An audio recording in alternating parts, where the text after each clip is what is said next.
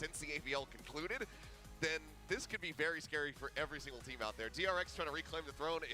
If something is able to play a couple other roles at the same time, I don't know if it's going to happen. Hello? Basically, we're not sure what to expect at this point. We could be going up against... Yeah, first game for PRX, right? And they've been hiding it quite a bit during the offseason as well, even giving more chances for GENG to kind of show his stuff one last time on a couple of those games. And that was great to see. But again, therefore, Solo mentioned in the interview of like, well, we just don't have tape to study. Like, we don't know what they're going to come out with. We don't know what this core 5 looks like in PRX. And everyone's expecting, like you said, Mika, like, is it a slower PRX? Is it even faster? Like, are they flexing everybody? Because they have Mindfreak trying to solo on a couple maps as well. COSTREAM It's just a mystery. I think it's one of the biggest mysteries that we're going to have here in Pacific, right? Nah, what kind of PRX are people going to get today, here. especially since this is their debut for 2024 on the Pacific League stage. And has I feel any like level of everybody delay, here is very excited. Also, I'm really actually just going to go to bed. Have up their sleeves right now, especially since the winner is the of Leaf this series overrating becomes the finally first over? team to qualify into playoffs pretty and are poorly that today, much didn't he? closer to Masters Madrid, Achilles. Yeah, I mean, obviously, I'm not going to try to make any It'd be stupid to say that there's any team out there that doesn't want that. But, assessments about players just based off one match, but it was rough. Narrowly missing out on a trophy. He does not always play like that. That's absolute bollocks. Getting that second place at the biggest he event literally that we've ever pounded last regular season. That is going to leave that kind of bittersweet feeling in your heart. And no matter how much you What's up? Yeah, I'm on the broadcast tomorrow. I'm doing Sentinels versus 100 Thieves. There within yourself. So I think for them, being able to kick off the year, get straight over, qualify for Masters Madrid, I've managed to watch the first game every night of Pacific, but I haven't had time to do any VOD review. So I watched last night Zeta against Global. I didn't manage to co-stream it. I was too tired. I was ready to drop asleep. But I faded in and out of consciousness. That game was rough. I was expecting more of Zeta. I'm looking so much. I'm looking so forward to no. Obviously, I did not watch the first. No, obviously, I didn't watch the T1 League game live, but I did watch the VOD. Now they're gonna make it over there. If they continue going down, it might be a little low or stream a little high. All over this thing. I normally watch it. I normally watch streams at 50% anyway. I just thought it might be a bit low. It's inevitable. I mean, every yeah, so we're doing Sentinels 100 Thieves tomorrow. Elimination game again, by the way. Well, that's what keeps it interesting. It's inevitable. It's absolutely inevitable. It'll still come down to MIBR getting a knife. How is LA? Fucking miserable, man. Fucking miserable. I did not like the Global Esports buying comp, but I did think that they cooked a little bit with how they were playing it. They had.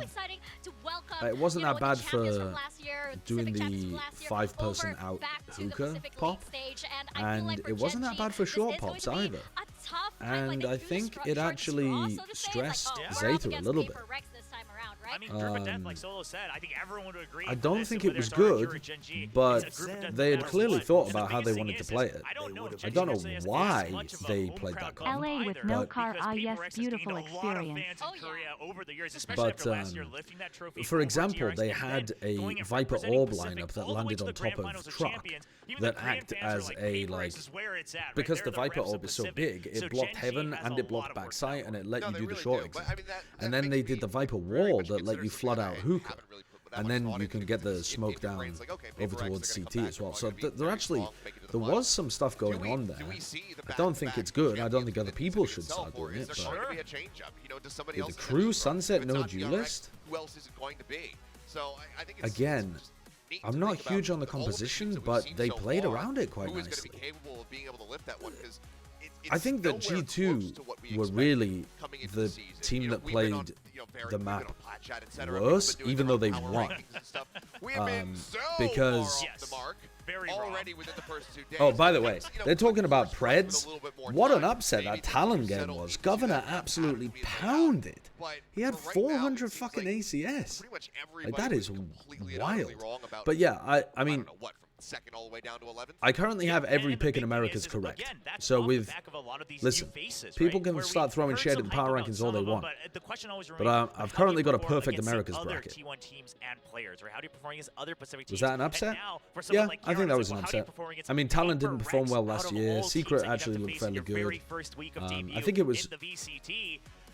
unexpected to most people that Governor and Ban were going to come in there and just slap people around. Karen has to come in and say, you know what, I've been ready for this, I've been coached through this as yeah. well. I didn't realize that so many of these games would be close in Americas, but so far the bracket's intact. He has to be able to hold his ground. I love that these rookies, the new faces here, they're like I did watch Global Esports versus Zeta. I watched both maps, yeah. Right? You have did Riot end up punishing the G2 fan? I'm not sure, but he came and apologized to me at the end. I mean, not like a serious apology, but his friend took a photo with me, and then he was like, ah, my bad for that, you know? Dude, absolutely least Guna-pilled G2 fan. I mean, I was... Dude, if Golden Boy had decided to throw back to us, I was in pieces for like 30 seconds. I couldn't breathe. I couldn't believe what he'd said. I couldn't believe him. What did he say again? Valen is my goat, a Valen in my throat.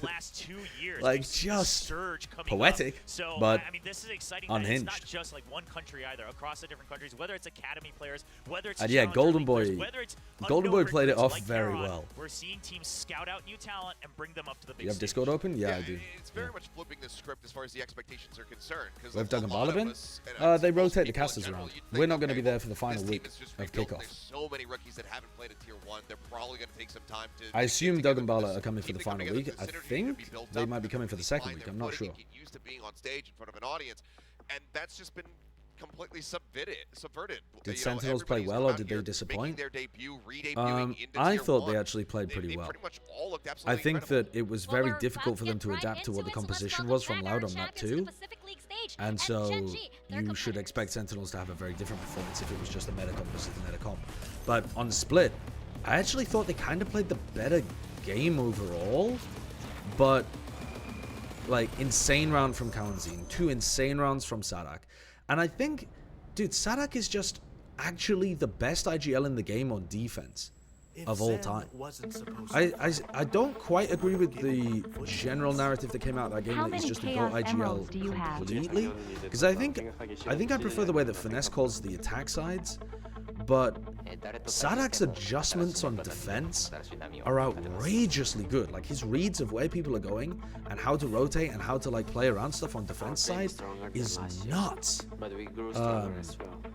And I don't think anybody else is doing that kind of stuff. I think most IGLs focus on attack side. Can I tag you in something egregious in the Discord before the game starts? I need names and shame. What do you mean? I sacrificed my follicles to be here? Pogchamp. My PC setup, to be honest with you, RJ, is so janky, but I do have my phone. What's up, Van Silly? How's it going? We have a great team. Is it fair to read into the fact that 100 Thieves got a map off Lev, that 100 Thieves has a fair chance against Sentinels? We don't really have a key player. I think everyone is a key player of the team. I think that the level of play in Sen Loud was higher than the level of play in Lev 100 Thieves. I think there is a case to be made that Leviathan did not look as good as they should have done based on their on-paper roster. And in fact, Aspas just went nuclear. But we'll have to wait and see. That's kind of the beauty of the beginning of the season, is that you can have theories like that, but it's really tough to tell because the sample size of stuff is really small. I think one of the issues with the way that Leviathan played is that their players, apart from Aspas, are generally quite supportive or passive players. And if King isn't having a good game, which he wasn't for most of that match, they are going to struggle to turn up the tempo because it's only Aspas that wants to take fights. Tex is not the most aggressive player, neither is Kong. And Mazzino's down to brawl a bit, but doesn't tend to be in the midst of it. 이번 시즌 T1은 자유로운 스타일을 가진 팀이 될 것 같아요. 이제 경기 시작하면은 누가 진짜 잘하는지 볼 수 있을 것 같아요. Dude, I've turned it down so many times. I think it's that I'm not very loud. There is a unique strength of our team. We don't care who we face, and we don't care how hard it is. No matter what happens, we will always win. Everyone was the champion last year. The problem is, This time we My will setup get is so even more janky. stronger. Let me see if I can do something. Why is this in Comic Sans? I don't care. I actually don't care. Fuck it.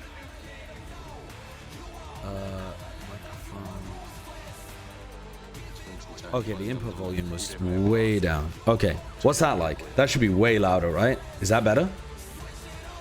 Is that better, or is that like... Yeah? Much better? Okay, because I think that might start peaking as well.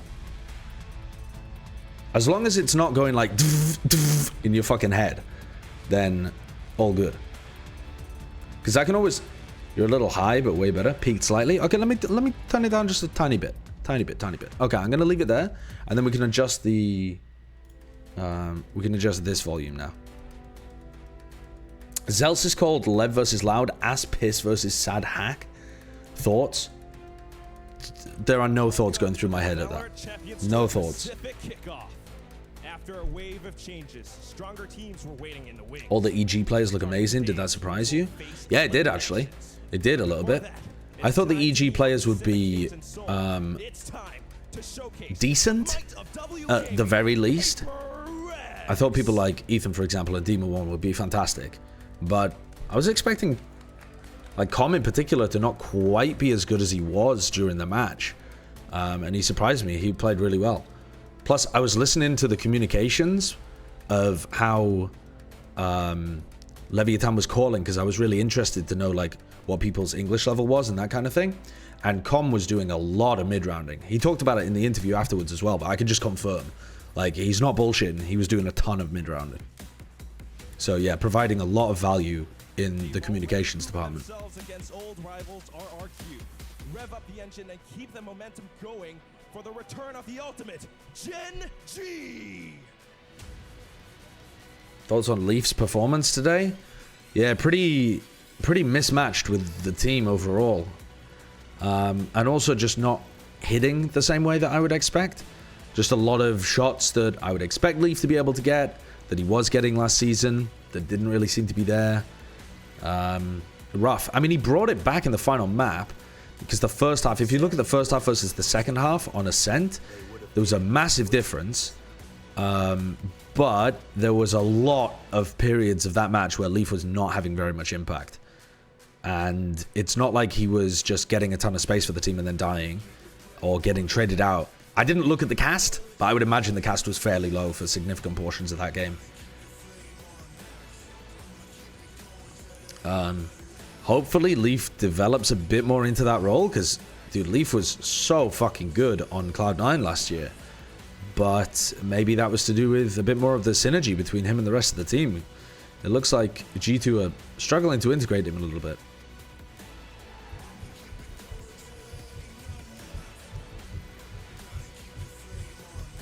Leaf had 60% cast? Yeah, that is quite low. That is quite low.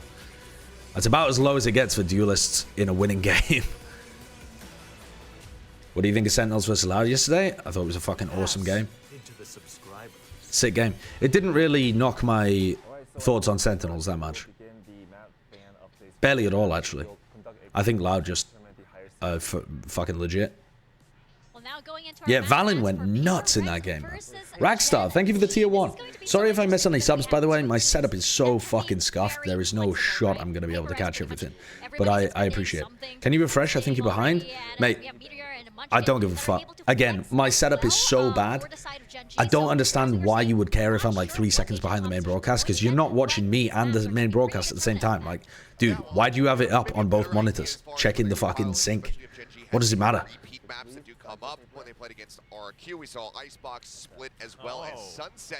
Alright, so what's going on here? So I've got to tell you guys, I didn't watch the Gen.G versus RRQ game. I saw that it was happening. It was happening really fucking late, and I haven't caught the VOD yet. So I'm coming into this not knowing much about Gen.G. I looked at the stats. I saw the texture farmed. I was expecting texture to be extremely good, but I'm coming into this without really knowing how Gen.G performed against RRQ. So we got Breeze. What do you reckon the odds are that PRX is playing sensible compositions here? The sheen off of your dome is frying the sensor of your webcam. Thank you, Drew. Thanks. That's really kind of you, actually. Thank you for the 67 months. Well, it looks like Gen.G have heard rumors. Does the winner of this qualify? They don't qualify to Madrid, but the winner of this goes to the playoffs of kickoff. No one in APAC on Breeze has played a normal comp? I don't think that's fair. I think there are two archetypes of compositions at the moment. Actually, there's kind of three. Although, anyway, let me explain. There's a double controller, double initiator duelist meta, and then there's the standard composition from last year, which is the Cypher Viper stuff. And then there's a slight variation on the double smoke, double initiator, which is the Yoru instead. But the Yoru's like halfway between a duelist and an initiator as well. It can play more supportively. So I think that's more similar. I don't think that that's batshit crazy. I think looking at it from like an from a... Okay. Wow. Right, so, dude, both teams are playing, instead of playing the Harbor, both teams are playing like Astra, Omen, that kind of thing. So that's an interesting one. Gen.G look like they're trying to have their cake and eat it here. They're playing solo Initiator Sky. I think that is going to be extraordinarily difficult for them on the defense side. Because they're just going to be lacking a ton of information. And also a ton of utility to set texture up. And for PRX... different angles than you're used to. That means that with this matchup right here, a single duelist comp on Breeze will finally get a win. The question is, which one is it going to be? Yeah. Is it going to be the Jet or is it going to be the Yoru here from the side of PRX? Because so far we have only seen success from the double duels composition. Yeah, I don't know. Well, I don't know about the PRX comp. No Sentinel composition, right? That is definitely W Gaming. So let's get this first match started. PRX versus Gen.G. Over to Ham Quest. 3 smokes just seems... Why? Dude, I didn't even realize they were running the Harbor until then. I thought they were just running the Viper Omen. What are they gonna... How... What is the point of running triple controller here? Alright, let's have a look. I mean, you can smoke the bottom of holes. You can smoke off nest. I mean, they're going to be going for a lot of lurk plays, I would imagine. And trying to use a lot of aggression on one side of the map to set up lurks on the other. I would expect them to do some, like... 4-1 defaulting a lot of the time, trying to create tons of pressure. I mean, look at that. Smoke down holes right at the beginning of the round. That cam is interesting, though. I was going to say... I did say Gen.G looked like they might be struggling for info on the defense side, but they've immediately got a cam in mid that, unless PRX breaks it, is getting solid info. And something's taken damage really early on. Dude, I do not like this Viper wall, too. I've tried running this in ranked games before, and I find it to be clumsy and awkward to play around on defense. Has been shown here by the hands of PRX. There it is. There we go. On the clock, there's still so many options they can choose for, and I think they're just making sure that Gen.G has to just commit a lot of their stars. I know that Boast has run it once before in an off-season tournament. I don't think it's good. We'll see. They're going all over the map, but here it comes. Yeah, Tripwire on that A site. This is the Yoru, though, so he can't bypass it. Needs to break it. Munchkin has been given up already. Right in front of him, too. Ah, dudes. PRX are just... Gen.G need to be getting those kills, right? Gen.G have to be making more of an effort. I mean, Muniet's bloody vulnerable up. Alright, decent help there from Gen.G to be able to deal with Devi, who's going on an aggro lurk instead of trying to backstab, but it's not planted for him, so now we've got a secondary lurk coming through from something. Again, not planted for something, so probably not the greatest decision to go for something like this. He's able to get back out to the rest of his team. Oh, texture. And he hits the backwards headshot onto Forsaken as well after the dash. Oh man, texture is so good. He's actually a top duelist player on a bad team. I guess this team isn't that bad, but last year it was pain. Especially because he wasn't even playing the duelist role a lot of the time. Well, I think that should have been PRX's round, but I think they were trying to do too much with the Halls lurk. Both of the players that went over towards Halls ended up dying. Not that something died in Halls, but I don't think he was really doing much in that round. he's looking to pick up the Blade Storm early on. Oh, he wants to go for this insta peek on. Oh, I didn't watch the RRQ game, so I'm not sure, Zin. They give him the satisfaction. He's getting closer. His teammates breaking and giving as much. Yeah, it is pretty silly that they ran SK Rossi constantly on Jet. Yeah. I mean, that's the other when they thing, had right? texture It's there. an outlaw. It's just so powerful. Anything. Hey, Botmot Flop, how's it going? Just choose right through. So these guys, PRX, they got to be so careful. So we watched PRX during the off-season playing Yoru on this map. I can't remember exactly what the composition was, but I do remember Forsaken playing Yoru here and running into the trip and then teleporting away a lot. And I think I think during the off-season he didn't realize that they'd updated the trips. I think he thought he was breaking them when he ran into that. Reloads. They know he's here. They don't really want to. I'm going to assume something is not going to go for those kind of plays. So they're we'll running see. out of options. You can't go back into Elbow. You can only. You're pretty much stuck inside of B main. Texture. Well, Tailwind's away. So. Didn't Monyet play Omen in Afrika? Well, he did play Smokes, but I mean, do you mean on this map? I can't remember what they played on this map. They definitely didn't play triple controller. The texture just follows up with an ace. So now he's got his Blade Storm online already. He's 9-0. For Texture, starting things off. I mean, yesterday he said he was hangry. Today, They were running Omen Viper with Monyet on Omen. Yeah, I didn't remember that portion. I just remembered the fact that they were running Yoru.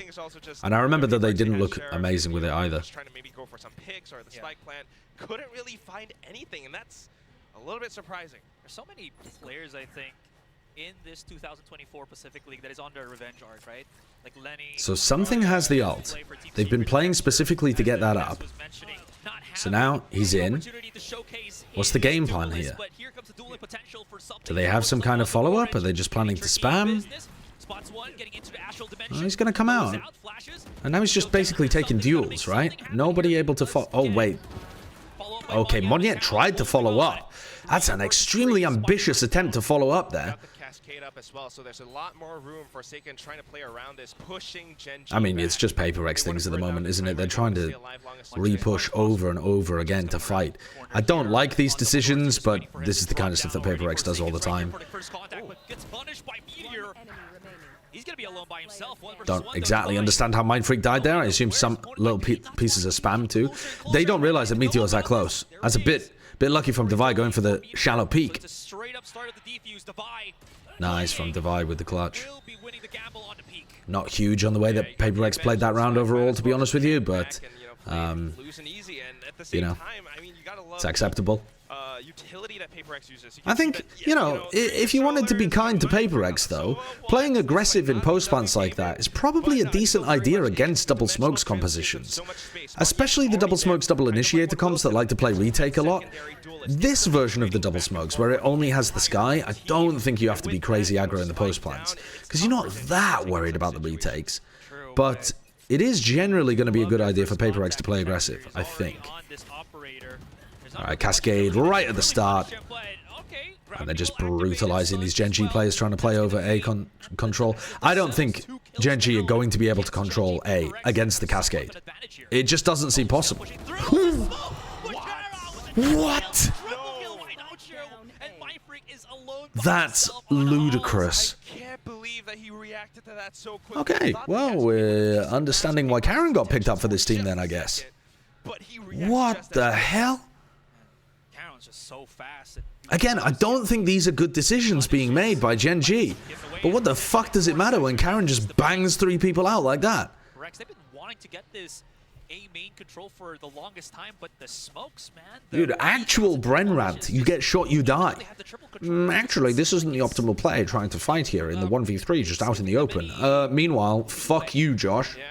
I'm just going to shoot them in the head.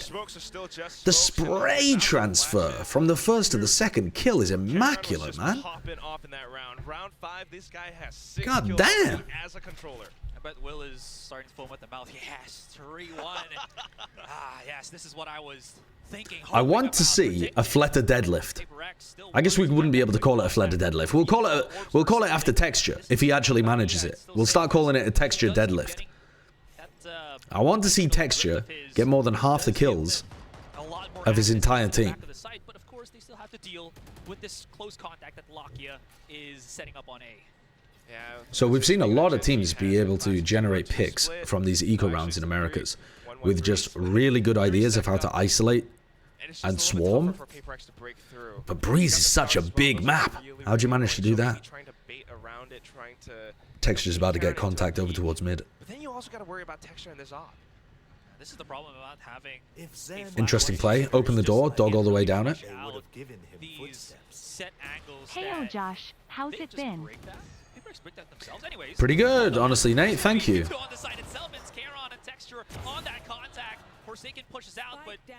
Not amazing, but not terrible either. In-game sound up? I can if you want. If people think it's low, for sure.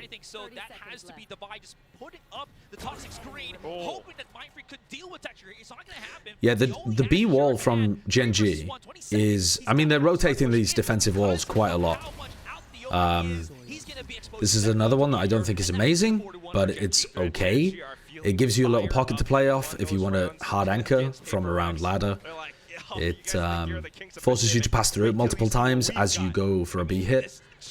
And also it lets you fight over B main control a little bit as well. You can put it up at the beginning of the round or fight over like elbow at the start of the round and then put up the wall, that kind of thing. It's not horrendous. TMV was ranting about why buy a Guardian when you can do the same with a Sheriff. And ideally what your team would want to, you know, use in these situations to I don't understand the point, really. Does he mean just considering that... Oh, by the way, people were deliberately buying Guardians in one of the games that I was watching. I think it was the Zeta game last night. The Zeta players on Bind... Was it on Bind? Maybe it wasn't. Were deliberately buying a Guardian instead of a rifle. And I was so confused. Was it the Zeta game? I still don't understand now after thinking about it more why they were doing it. Yeah, precisely, right? I mean, that's the other thing. It's just having those three smokes, three controllers. What does the tick box mean below the logo? I have no idea what you're talking about. You'll have to be a bit more specific with the question. Block off certain areas. Make sure that Texture. What time is it? It's 10:30 at night. All right, so Rifle's back for PRX. They've immediately put down an aggro wall over towards A. Gen.G's running Meteor there as the Cypher, and the Sky's gone into a hard anchor position on B. So these are fairly common things. Texture's going to take a peek, spot something instantly, but it's now going to back. Cascade down halls to try and take some halls control in order to get a better positioning for this ult. But Meteor's not inside the radius of this. So Meteor's managed to find one. Could still get more. All right.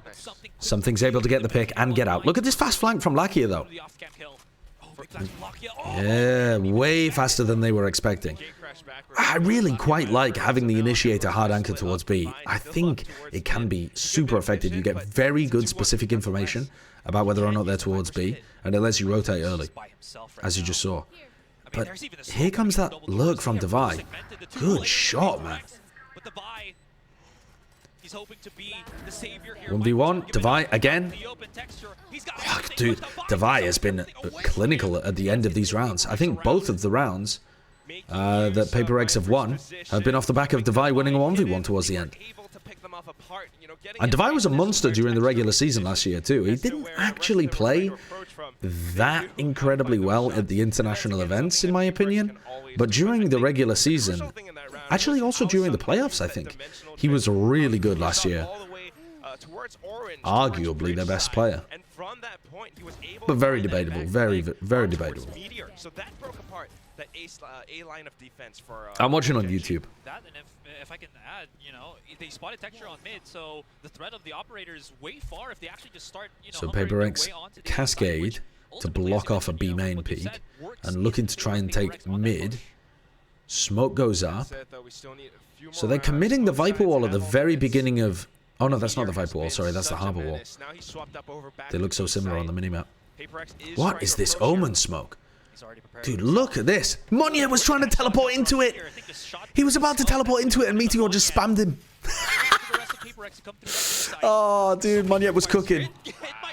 Ah, Meteor's cooking. Dude, look at that. He was trying to set up a smoke on top of that box and then teleport into it. What a fucking mad cunt. Oh, I wish we'd seen Monye go for that. That would have been so funny. Good high tide from Forsaken again. One at the beginning of the round that was decent, and then this one as well. Devi is on the perma-lurk.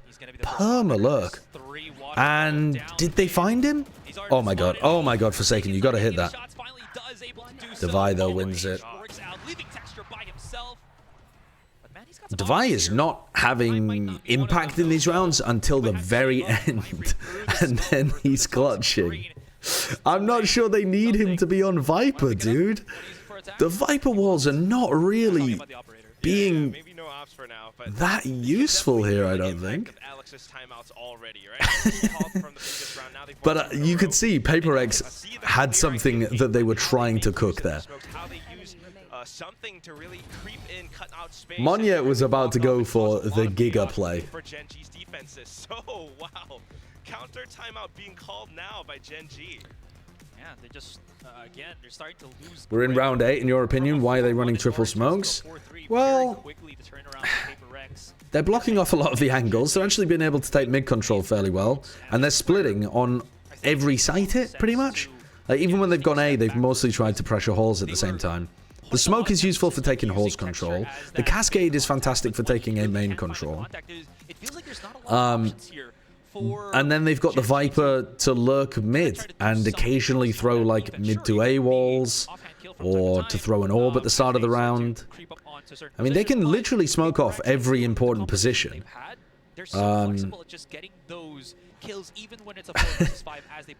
It's working fairly well. Because of how many smokes they can keep utilizing to block the sight lines of the players of Gen.G. Yes, right. And not just that, see their logo during the timeout? Sorry, I didn't look again. I didn't look. Third controller, Devi as the Viper, as more of a oh, you mean the little diamonds underneath? Right, yeah, that's how many timeouts they have remaining. Can hang back towards mid, can get further information, try to cut off rotations as Gen.G tries to retake. Dude, to be honest, I'm not sure why they're running triple smokes. I don't have a good answer for you. I think Monye was trying to cook up a crazy play there, though, that might have demonstrated a little bit of it. But I think when you look at what they're doing, they're using a lot of the Viper and Omen utility. Sorry, they're using a lot of the Harbor and Omen utility. This round, they've put down the Viper wall right at the start. How Chad would it be for that to actually be the Yoru? Just fucking power walking their way through the trip. The teleport there from the Omen is pretty good. They've got double teleport into the site on the entry. Monye playing alongside something. That was a pretty effective way of being able to get past the Cypher setup. I mean, they made that round look easy. Yeah, they had a weapon advantage, but they have perma smokes in the like wall because they can Viper wall, then Harbor wall, then Viper wall again. And then they teleport both of their duelists into the site, where they can then follow up off the solo piece of initiator utility. Yeah, there's definitely there's a strat there, isn't there? Joshua, thank you for the tier 1. Volume? Okay, a few people are mentioning the volume, so I'm going to turn it up a little bit. I'm going to turn it up to that. Let me know what you think. Alright, so they haven't used the Cascade over towards A at the beginning of this round. They're throwing down a wall, not the Viper wall, but the Harbor wall over towards B. Smoking at the bottom of halls, smoking the A split, and they're in with double lurk in mid. There's 2 people there. I don't know whether something wants this smoke. Paranoia for him to try to follow up off. Lakia just has no awareness that the Viper could be in, the Yoru could be in backside. They're making it awkward for the people trying to hard anchor here because they're getting around them. Alright, so now it's the last 2 players alive, Monye and Devi, who were on the double lurk. Devi is miles away, man. Again, hasn't used the wall. All he did was orb towards the bottom of halls to threaten that. I don't think they're really getting the most use out of the Viper utility, but now he's thrown it. And it finally pits in round 9. The texture looks like he's got a nice angle into this. What the fuck? Good round from Caron. Able to isolate, able to feed off of the play to double kill inside the pit. Opportunity to retake the site and secure the round once again. Your mic is pretty loud. It's like I can hear you inside my head. You're allowed to turn down the Twitch stream, you know. I don't want to say streets, but yeah, louder and triple smokes on bind. And the Omen there was played a little bit like a, how would you put it, like a bit of like, almost like a duelist. Like Sadak was trying to take space on his own and use one-ways to try to give himself favorable duels and kind of take map control with the smokes. Somewhat solo. Monya here is playing to deny information from Gen.G and then act like a duelist once they get to the site. Although that round he kind of lurked. I'm gonna have to find another other than something to do this. The paranoia though is definitely finding value, and anytime they smoke the site like that, it is so dangerous because the Yoru could be teleporting into it and the Omen could be teleporting into it. So I think they're kind of cooking here. The thing that doesn't appear to be cooking that much is that, dude, the Viper walls just aren't that useful. I guess now it's useful at this point in the round, but it definitely feels like the Viper is the least useful of the 3 smokes that they're playing with, because they're normally using the Harbor to actually get on. Mind free, playing against Meteor. I mean, this is walking forwards there to try and take the fight against a player that could be swinging out of any point of the cage is just mad bastard behavior. Okay. Yeah, Devi is doing a deep Viper wall so that they can actually play aggressive for backside. Because I guess if something doesn't die, being able to flash for backside control is really good. And just limiting yourself to offsite post plants with this composition doesn't seem correct. You don't have very good offsite post plant utility. So I think it's pretty reasonable to throw that deep wall. It's just that, yeah, Devi is very much a late round agent on this comp. But yeah, PRX have definitely got some cooking ideas here. And I think the smokes onto site are really threatening against the, like with the Yoru and the Omen. Because you don't want to play behind it, because then they're going to walk in behind the smoke. And you don't want to play in front of it in case they teleport behind you. Okay, they use the Cove to defend Forsaken as they break the trip. That's cool. They drone in, they realize that there's so many fucking players here, and now they're looking to rotate off. Now Lakia becomes really important. Look at Lakia, pushed up. Something just kills him. Maybe if Lakia had had a rifle, that would have been different. But this was an eco for Gen.G. Today was a day, eh? It was a day. Dude, Golden Boy. Oh, God. You should have seen how much I was cackling at the throat goat. It's a lure into their trap, man. They're just saying, sure. Today was a day. This is the perfect chance for him to get some kind of information. Surely you just shocked out the trip. What's the point of using the Cove there? I stopped myself mid. I don't know. Already, all right? You didn't have to. I don't know. I feel you, that's right. I think he. I think he might have used the Cove reactively because he realized that he was going to get caught. I don't really know. I'm pretty sure the shock should just be able to deal with it every time. Sorry, it's not easy. Think you can do our jobs. All right, Caron's alone. I mean, he's gonna probably just wait till this event horizon. Oh, did he miss the shock dart? Ah, right. Oh my God. Yeah, I didn't see the detail of why he actually used it. I'm not paying attention to the eco rounds as much. Isn't shocks better for afterplant? Not really, because you're not going to play full offsite afterplants with this composition very much. You could, but shocks are really unreliable.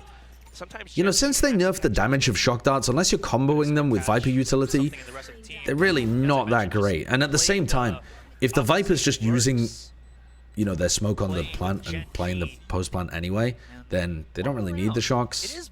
You're better off just playing with your rifle out. I don't know. They're much better for breaking the trips, I think, in my opinion. All right, here we go. They're in again. Double wall right at the beginning. I mean, they haven't put the Viper wall up. Texture's super deep. Oh, he whiffs, but Lackey is there. And the site anchor has managed to pick off Forsaken. Mind Freak, heavy weapons guy. I have met nobody who could outsmart a bullet. There's a smoke over towards tunnel as well, as Monyet just tries to get into sight and establish some presence. Meteor, they're so weak. They're so weak. Karen slipped into tunnel. Gen.G are doing a good job of abusing the fact that they don't have a sentinel, trying to get behind them, but it's too late. Can he get the spike and get out? Oh, what the fuck?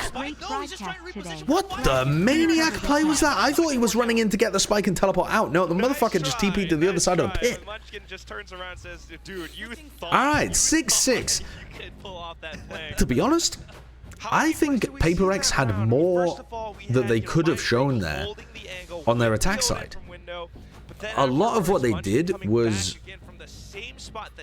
fairly site exec heavy and just trying to use smokes to cause chaos on the site as to where the positioning of their Omen and Yoru actually was. But we definitely saw a strange set play that Monyet was trying to set up when he got killed inside that smoke tunnel. I think they might have had even more set strats that they wanted to run. But as for how this is going to work on defense, PRX are going to have to do PRX things and fight pretty hard for different areas of the map. Because without a sentinel here, and with 3 smokes, they are really going to be lacking information. I think if Gen.G wants to try to threaten different areas of the map, they could.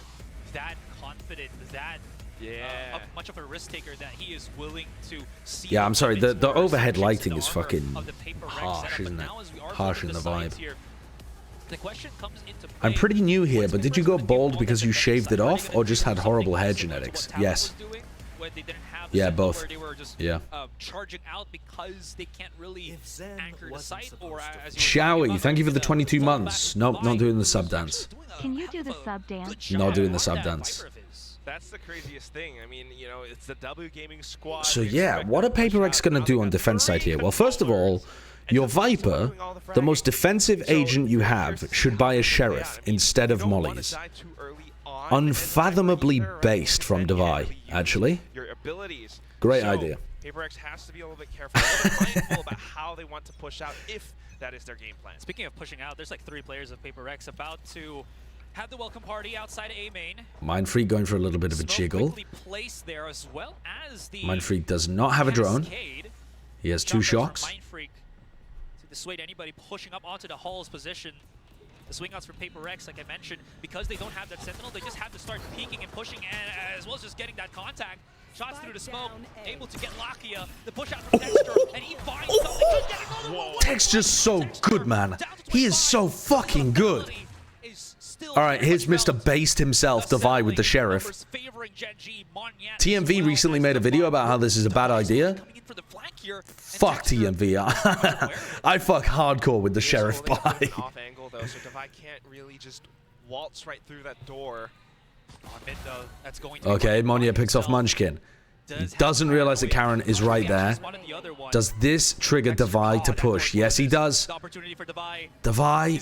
No, he can't quite get through the door. He couldn't squeeze underneath there. I mean, where are these guys going? There's going to be some weird level of a 1v1 on site. Alright, now Devi knows where Karen is, but he doesn't know where Texture is, and Texture's gone for the crazy wraparound flank. They're splitting this up into a series of 1v1s, but there's no way that Devi can predict where Texture is. There's just no way. Look at the positioning. He's so unaware, and you can see that with how he's moving. I mean, Devi is starting to wonder where the hell this second player is. But there's just no way you think about him being right where you were. Right? Wait, was he just on his screen? Oh. Oh my god. Oh my god, the Sheriff is such a good pick on the pistol round. I think he might have just seen him on minimap. I think while he was like looking behind him, from our POV, it looked like they missed each other, but I think that's a question mark on the minimap moment. Because Devi held that, looking for the texture swing for a decent while there. Knowing that Karen's right around the corner, and he is able to flick back and forth, now catching up to Texture in terms of kills.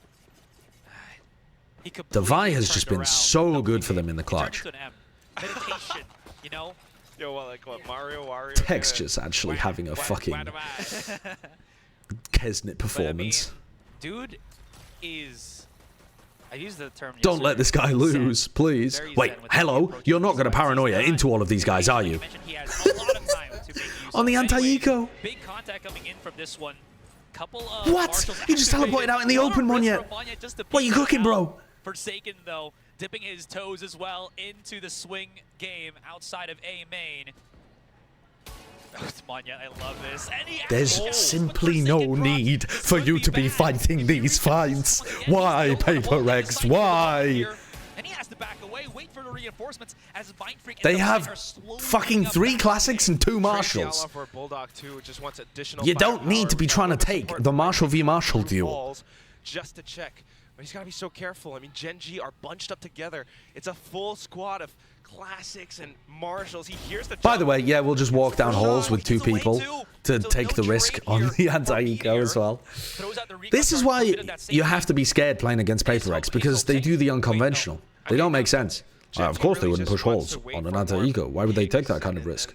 Why would they put their hands, their fate, in the life of the dice? Why would they put their fate in the hands of the dice? Okay, but this is pulling the rotates. 1 body shot, 2 body shot. Now I think Meteor's going to get collected here by something in spawn.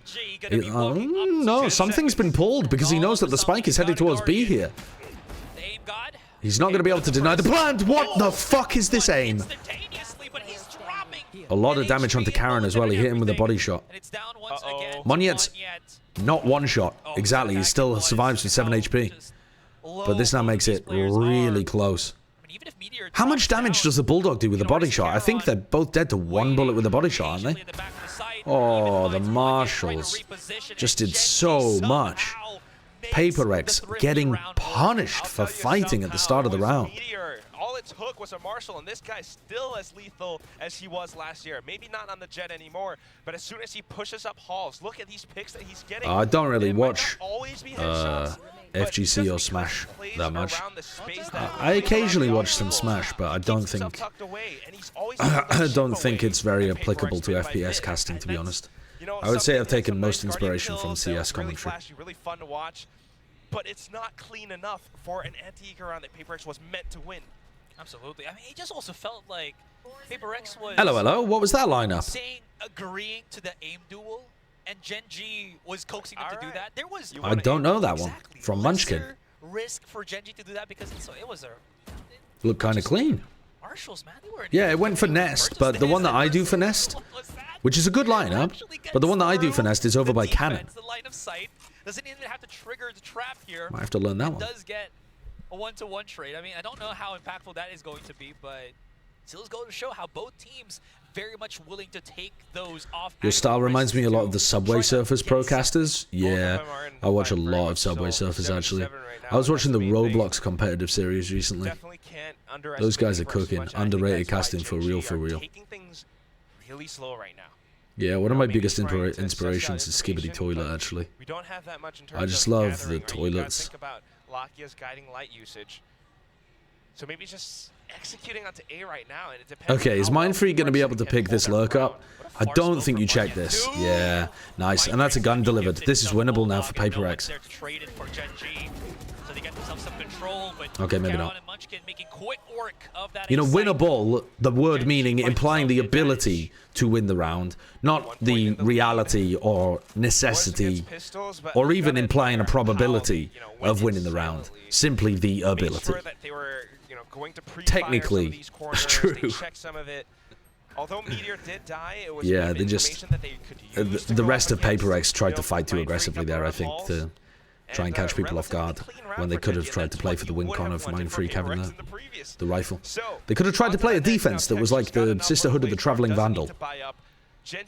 Alright, so PRX looked like they were going to be in a good position for this half, and instead, looking a little dodge. Alright, they're going to triple fight over A main. They swing, find Monyet. They use Paranoia really early on. And now they've got 4 players ready. Dude, the Gen.G, I'd be fucking molding if I was Gen.G there. I'm like, dude, these motherfuckers fought A main, and they still had 2 people turning into 4 people ready to collect the other side of the push. Why the fuck are they just stacking 4 on A? That's why you type in the chat. Did they really start 4A? Why did they 4-stack A? What the fuck? NRG can afford to 4-stack A because they're running Cypher B that gives them all of the information. These guys have just got Devi holding the fucking fort. Actual woman staring into the ocean. When will my husbands return from sea? That's what Devi's doing over on the B site. Both teams have actually used their first time. All right, so PRX are now taking a walk into mid. Feels like they have a better grasp of what is happening right now. Again, it just goes to show how even it is. Are we going to get another Paranoia play from Monyet? No, they go with a Cascade this time into A main. But they are heavy fighting over A main. They've decided that this smoke comp is good for dominating A main control. And I can't disagree, to be honest. The Paranoia is decent, and the Cascade's really good.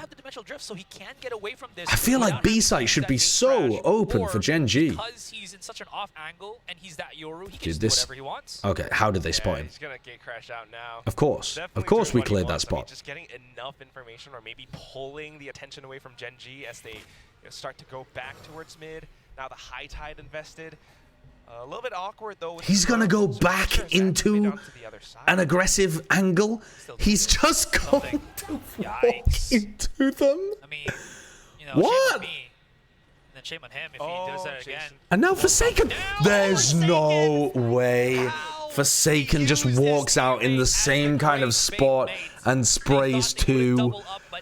Dude, how are PRX getting away with plays like that, man? How is that not a non-and-done? It's apparently a 2-and-done, that spot. Never seen the like. I've never seen the like. Maybe we could harpoon him, but we've got 13 seconds left. There's so little time, and Devi's so clean. Actually, Devi is so clean tonight. Devi single-handedly holding this. Can he beat down Meteor? No. But because of the recon dart, he's given away his position. Meteor is just having to hold so many angles. The shock dart. Was that a worthwhile play from Mindfreak? Throw in the shock there. Misses Meteor, but know exactly where he is. Down to 14. 3 bullets in a dream. And is this dream going to turn into reality? Okay. Too weak there. Died to a single body shot, but definitely made a good try of it, Meteor. Devi's just too crispy. So very confident. You know, cool enough. He might be the youngest player, but still has enough experience, and that's one of the things that people don't really know. I think Gen.G have tried to do too much with their composition, trying to have the double smokes, but also trying to have the Cypher. Most teams that are running double smokes have dropped the Sentinel to run double smokes, double initiator. And I think you're seeing here that there is almost no pressure on Devi. Gen.G are walking into B, but then what? They flash or dog, and that's it. No real combo of utility. Not like they have double drone setups to work with. Not like they have flash recon to work with. There's no, not even really any, positions that are being taken away from Devi. Gate crash is about to expire, but shouldn't matter at the moment as Gen.G coming out of elbow. Yeah, he can always just regroup with his team and other. Mindfreak's gonna ult here, right? Yeah, here it comes. Ooh, well, he can, especially because of those flashes, but the punishes from the Reckoning as well. Okay, you normally expect more, to be honest, from the Harborol and Soverol comboed together. With the shorty. Oh, Flint Cole, thank you for the 10 months. Dr. Eggman? Why do Americans call it Dr. Eggman instead of Dr. Robotnik? Capabilities, Monyet wreaking some havoc outside of Arch, but he's alone. They haven't picked up the spike. Alright, it's not Divine in the clutch. This is winnable for Gen.G. And there's smoke. Gen.G realizes, wants to actually double up. They want to use the numbers in their favor. Monyan. Oh, no way. Oh, no way. He's actually cooked. He's actually fucking cooked. What? He has to change, either reload or change, which he does. Oh, God. Dude, Monyan is trying to cook, isn't he? He is trying to cook. Brothers in the kitchen. Okay. Well, Gen.G finally able to secure a clutch round against PRX. They changed his common name in the later games, generational difference. Oh, I really didn't realize that. Okay, so PRX went for the Harbor ult into the Silver ult there, which is a really common combo that teams are going for, but they didn't really get that much value out of it, and they used it as a distraction to try to swarm the rest of their players to see if they could pick off the Gen.G guys, but Gen.G managed to avoid a lot of it, still get the punish onto something who came out of his, you know, teleport. So, to tell the truth, his name has not changed, said Naka. Robotnik is his real name, and Eggman is a common name taken after his shape. In other words, Eggman is an obnoxious nickname given to him by his haters, but Robotnik is what you'd find on his passport. Yeah, that's like me. I mean, Wilkinson is what you'll find on my passport, but fucking what was it that Happy, the Korean player, called me in Overwatch? Was it like Dirty Uncle Egg or something? No, it wasn't Dirty. What was it? No, it wasn't just Uncle Egg. It was like, oh fuck, I can't remember. There was an adjective. Nasty Korean egg. That's what it was. But I think he was saying that I spoke Korean badly, because I think I probably said like "안녕하세요" and really beefed it. And so he said nasty Korean egg, and I thought he was saying I was a nasty Korean egg. Anyway, the fuck does it matter? Forsaken is walking down mid. Oh. Okay, Munchkin would have died to one shot there. He has light armor. 3 of the players on Gen.G had light armor this round. Okay, this time PRX not fighting for A main control, so Gen.G take that for free. Cypher also gathers information about where they're anchoring from. Monya was thinking about using the paranoia, but didn't go for it. Alright, God is just blessing these shots. Alright, good to know. Nice shot from Meteor. He will get diced. Mindfreak looking a little bit too far away. That's gonna leave Ilya. Go on, go for the ace. I was about to say Divine, and then he's just by himself right now. Oh, go on, set up the ace. Set up the ace. Position exposed. Gets the heal. This might actually. I want to see Texture run forwards and updraft for Meteor to trade. Just backs away. Wait. They can chase. They have money. All the way at the end of halls. Is he willing? No, probably not. I think it ran out. He's probably opting for the save instead at this point, but still, I mean, definitely trying to get an idea. We really are just watching a series of individual insane plays from both teams. There's definitely some thought process behind it, but I would agree that there's a lot of individualism on show. This time you can definitely feel that A presence, and I think that I'm not sure how PRX can really disrupt that. You know, we were talking about it before. That's PRX in particular are just so happy to pick their own timings and combo up like duo plays instead of it fitting into a wider team narrative. That it kind of breeds individualism. Technically, the one duelist that we can reposition. I mean, you can maybe argue that Monyan can also do it. How many games are you watching tonight? Well, my call time is quite late tomorrow, so if this game is quick, we might be able to watch the second game. But I find that to be fairly unlikely. Okay, so Gen.G grouped up to go for an A hit. What is going on with PRX in mid? They recon, teleport up with a flash. So they flash recon with a cascade to try to take mid control. So again, PRX threatening aggression in mid right at the start of the round. Texture dies to presumably spam plus a snakebite. Monya has teleported away to B, expecting the rotate already. I mean, they've left A, assuming that this cosmic divide is a fake. As it drops, now they know, and they even have, the Viper's Pit to make All things right. easier. That's a little bit unusual because now this is going to be a difficult retake into the pit. I think this is a spammer job, isn't it? You don't really have... You have a drone and you have a recon, actually. Maybe Mindfreak can make the difference here with some big util. Okay, they used the recon dart not even inside the pit. That doesn't seem very good. They are spamming the shit out of this pit, though. They're spamming the crap out of the pit and they're scaling together.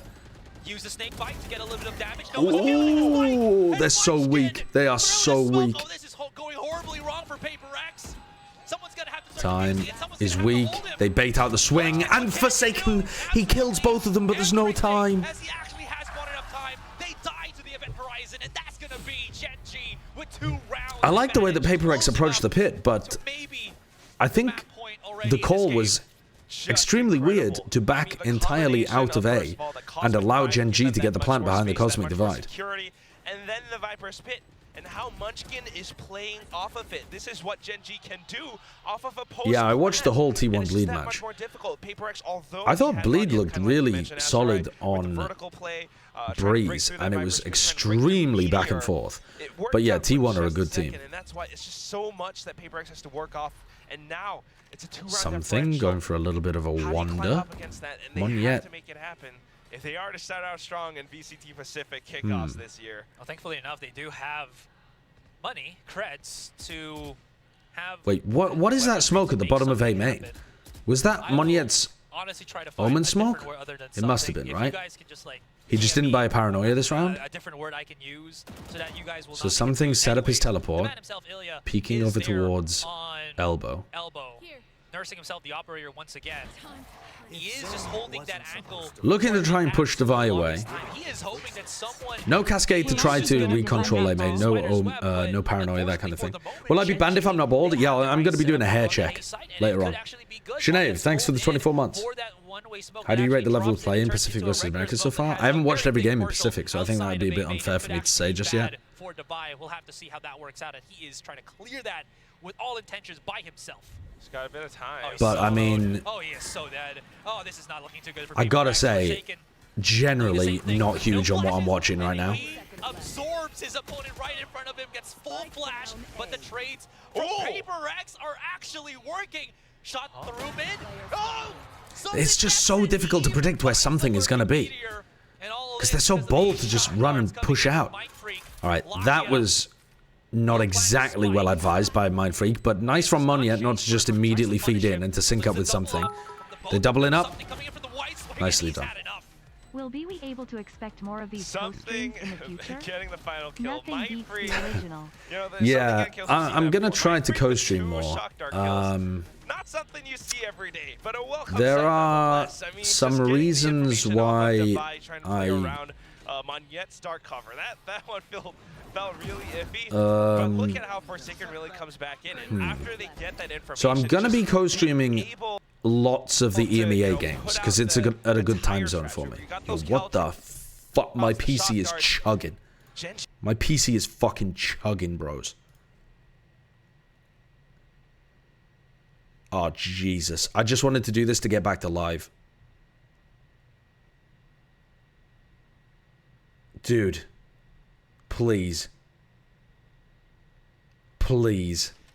Okay, we got back in right as the round began. Hallelujah, we didn't miss anything. Nasty. Something at least pads the stacks. This Cascade, sorry, not the Cascade, the High Tide the Forsaken is throwing through mid here is really annoying, especially when you consider the PRX are so happy to just walk out mid in these rounds and, like, you know, teleport up on top of pillar and that kind of thing. It's got to be scary for Gen.G trying to take space in mid when you never exactly know what kind of timings PRX are going to take. Where is that teleport going? Oh, just into a safe spot at double door? 1 minute left on the clock, and Gen.G actually. You're not coming out of this. You're simply no need to do that. Genuinely no need to do that, but all right. Mr. Risky here. Dude, my PC cannot handle this stream. It is lagging like crazy. Yeah. One blade storm at a time. Okay. All right, we're back. We're back. Close tabs? I don't have any other tabs open, man. I don't have any other tabs open. Risky way. Most of them have already bypassed it, so something, going to reposition. But what I'm curious about is Karen actually lurking up around mid. Please. Please. Also, and, well, there you go. He finds the one pick onto something here. After this round, I'll change the quality. Tailwind was actually saved up by Texture, so he has... Please, bro. Please. Oh, please, Mr. Hotel Wi-Fi. Or does he? The Reckoning actually spots him out 14 seconds. Let's see what the battle comes in. Texture is fragging on site. Big from Forsaken. That actually offers them an opportunity, but Texture's still farming. Next slide, please. Yes, Johnson, run the next slide. Okay, so our marketing plan is... Dude, can't fucking see a thing. Has this top fragging Korean brought to the Gen.G roster. Yeah, so this hotel disabled all of their Ethernet ports between last year and this year. So I can't use Ethernet, I'm on fucking hotel Wi-Fi instead. Having those first kills that you mentioned before, I mean, he has 16 throughout the entire series. I feel like this one, he got even more. But not just I would like to... I don't think that's the internet, though. I think that's my PC. I haven't used this laptop in a while, and it's getting a little old at this point, but it should still be able to handle this. Alright, triple push, down halls. The quality's so fucking bad. Look how good the cascades are. Great read, though. Great read. And PRX have just dire economy happening currently.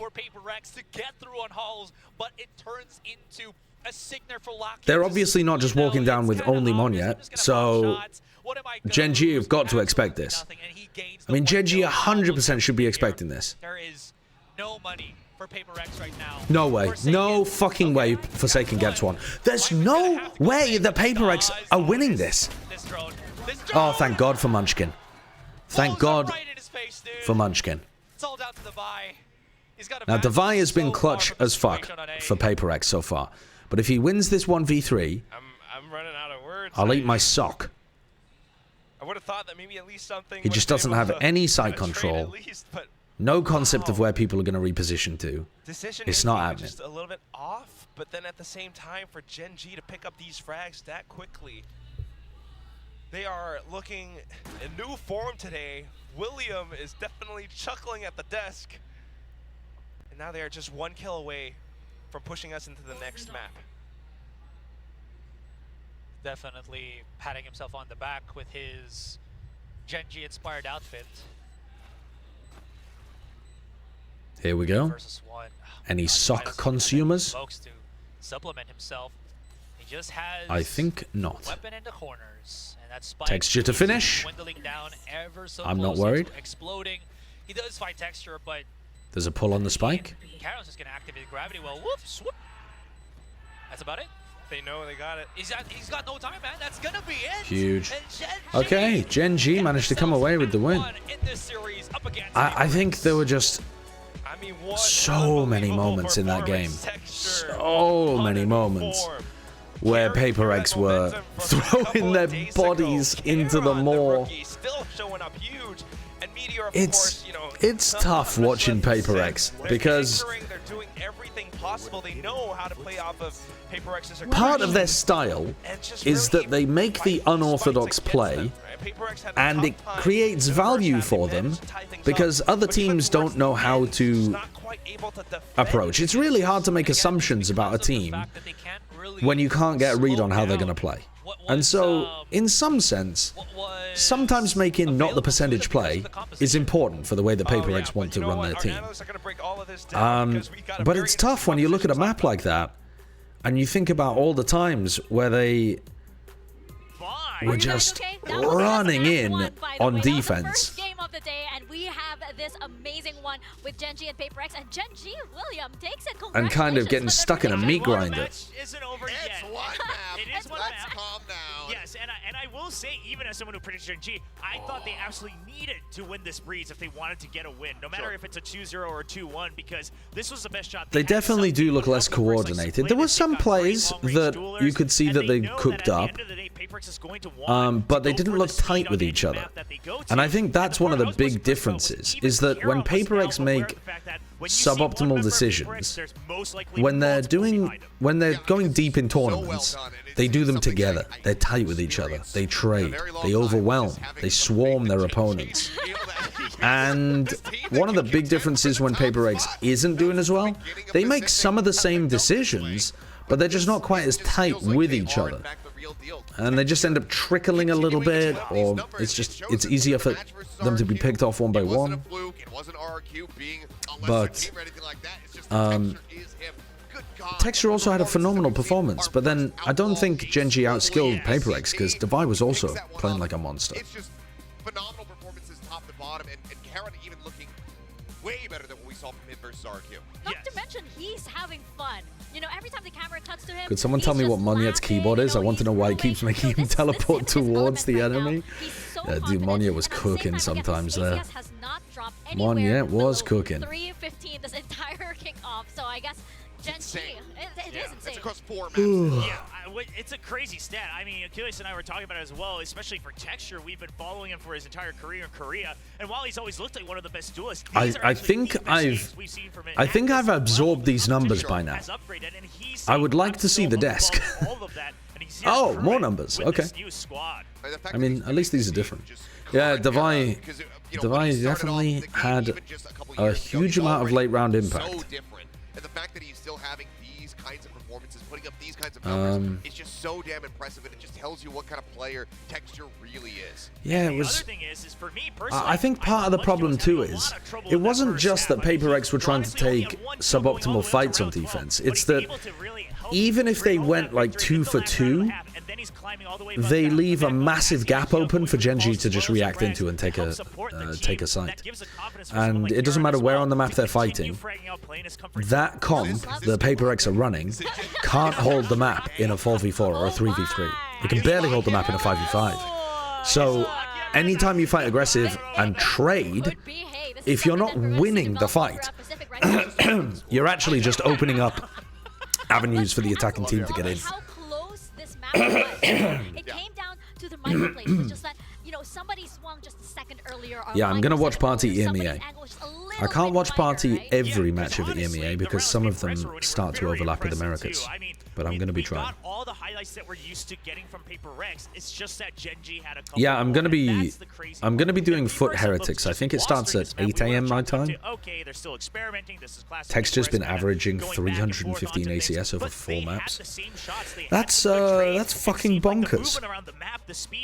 Texture's insane. I mean, I feel like genuinely since I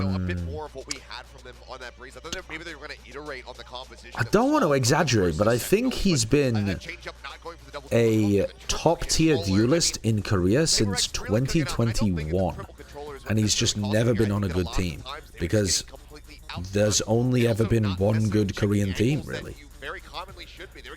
Was it 2021? I think it was. Back before we even had a proper VCT setup. Did anything happen to the guy with the sign? Yeah, we took him out back and shot him.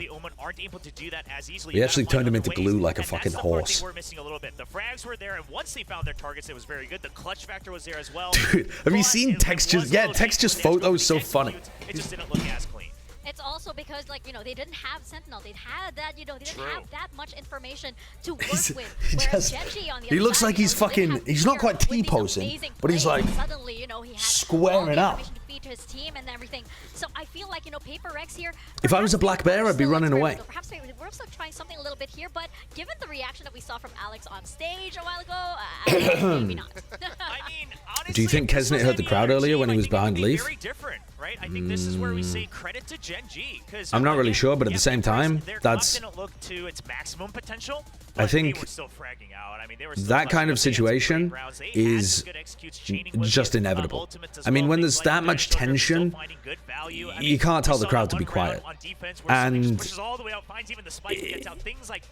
if Kesnet heard, then Leaf would have heard, and both of those players could have been the one to, you know, turn around or react or something like that. I don't know whether it had an impact, but at the end of the day, genuine situations like that, where the crowd is making noise because they're excited, you can't be mad about. Just part of the game. I mean, with Lotus on the horizon, situations where people are deliberately shouting to try to influence the game, that's fucked. And that's where, you know, people will get told off. But that is just, that's just emotion. That's just tension.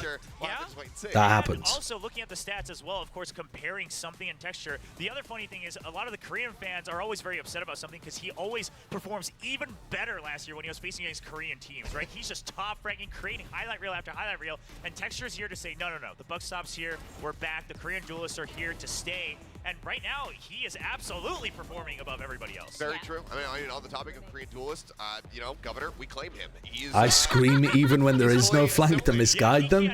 Wow, incredible. Yeah.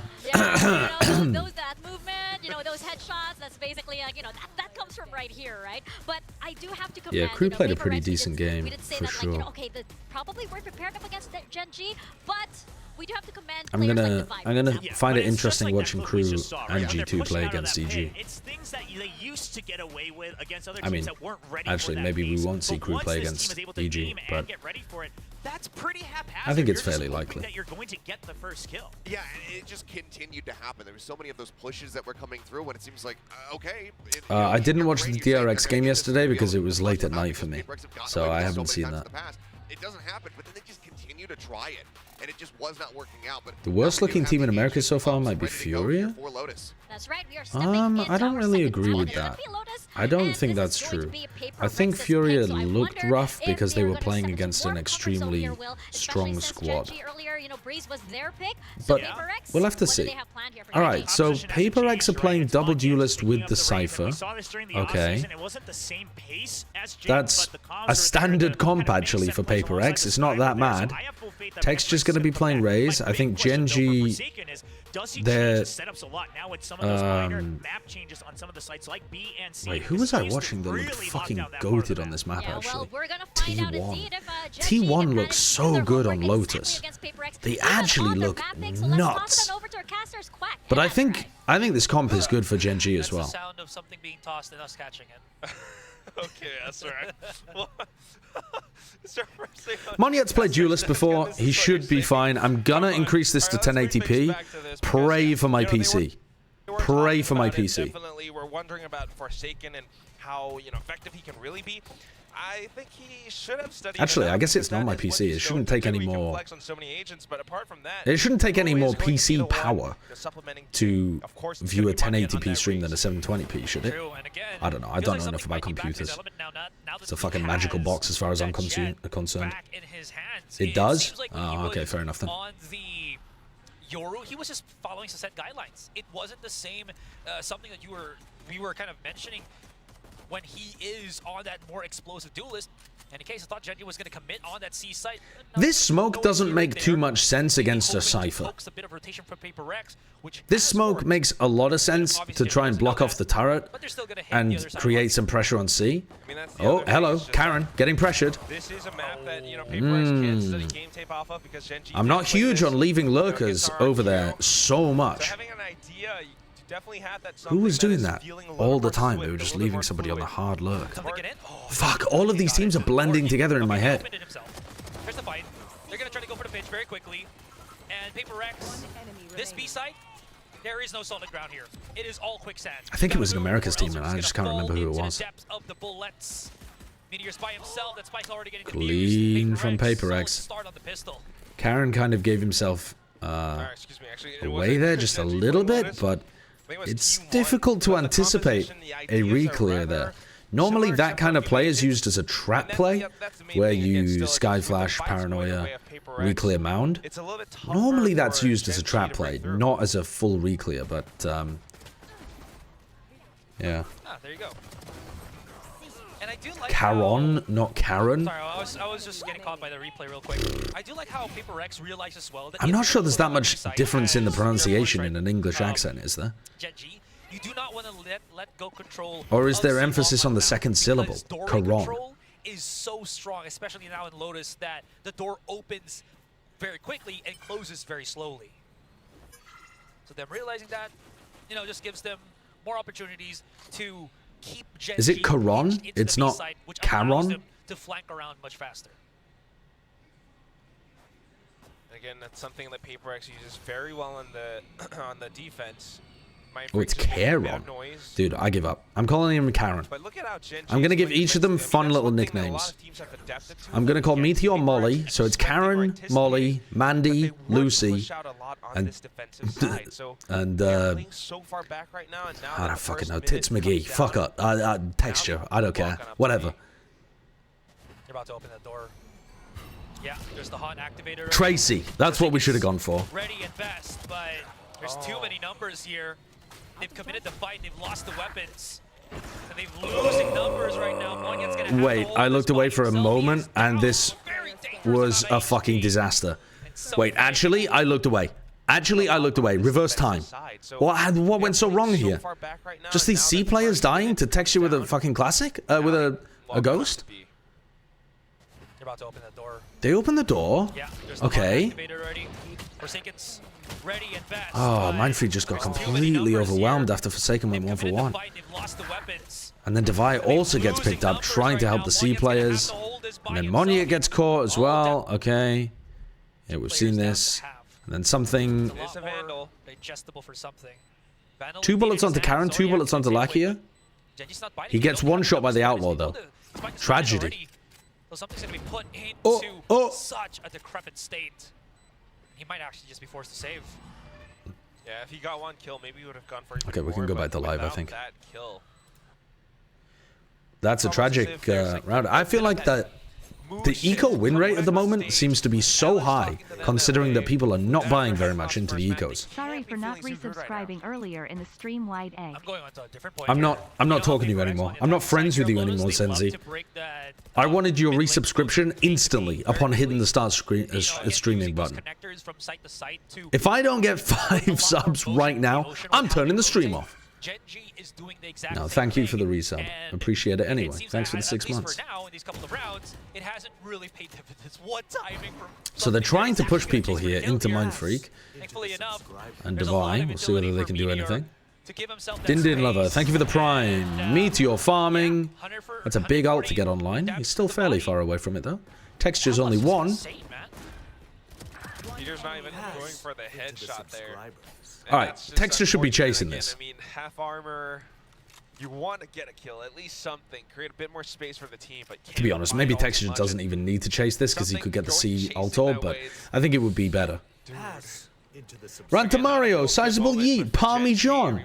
Okay, I guess I won't turn the stream off. Alright, thank you all for the subs. I guess I won't turn the stream off. Fuck's sake. Okay, so I've got an idea, chat. On Friday, I don't know if you've realized, but the schedule for VCT this year is diabolical. I'm sure Sliggy's realized. But it's kind of tough to think of when Valorant isn't happening. Last year, if I'm remembering correctly, there was no VCT being played on Tuesdays. Now, I think VCT is happening every single day of the week. Raver Sphinx, thanks for the Prime as well. So what I'm thinking of doing is, on my days off, just doing a permanent stream. Where we co-stream, and then I sleep in the background. and then we wake up and do some more co-streaming. Because, I mean, dude, it's just pointing at my fucking hotel bed anyway. And if I have a wet dream while thinking about how loud I'm playing, then, you know, that's really a compliment to Sadak's IGLing, isn't it? Oh, the counter blast pack. Pretty nice. Texture does get Monyet first. Dust settles 3 versus 3. I mean, what was supposed to do? So this is the same kind of situation I was talking about before. PRX, even though they're 3-3 right now, it actually opens a gap for Gen.G to react into C. And at least they're going to have the information now because they're playing the Cypher. But these 3v3 situations, because PRX like to group up during the fights, they just give Gen.G the plan. How have the APAC teams looked from the matches you have watched? Except for this one really weird off-cam. Pretty meh. To be honest with you, I mean, it's early days and I haven't watched all the games, so take my opinion with a very large pinch of salt. But I was disappointed in what I saw from Zeta yesterday, even though they won. There's the NT, not and oh, hello. Meteor's still holding on, man. Oh god, Meteor, so sharp. Oh, well played by Mindfreak. Comes up to win. Time is going to be enough to defuse that spike.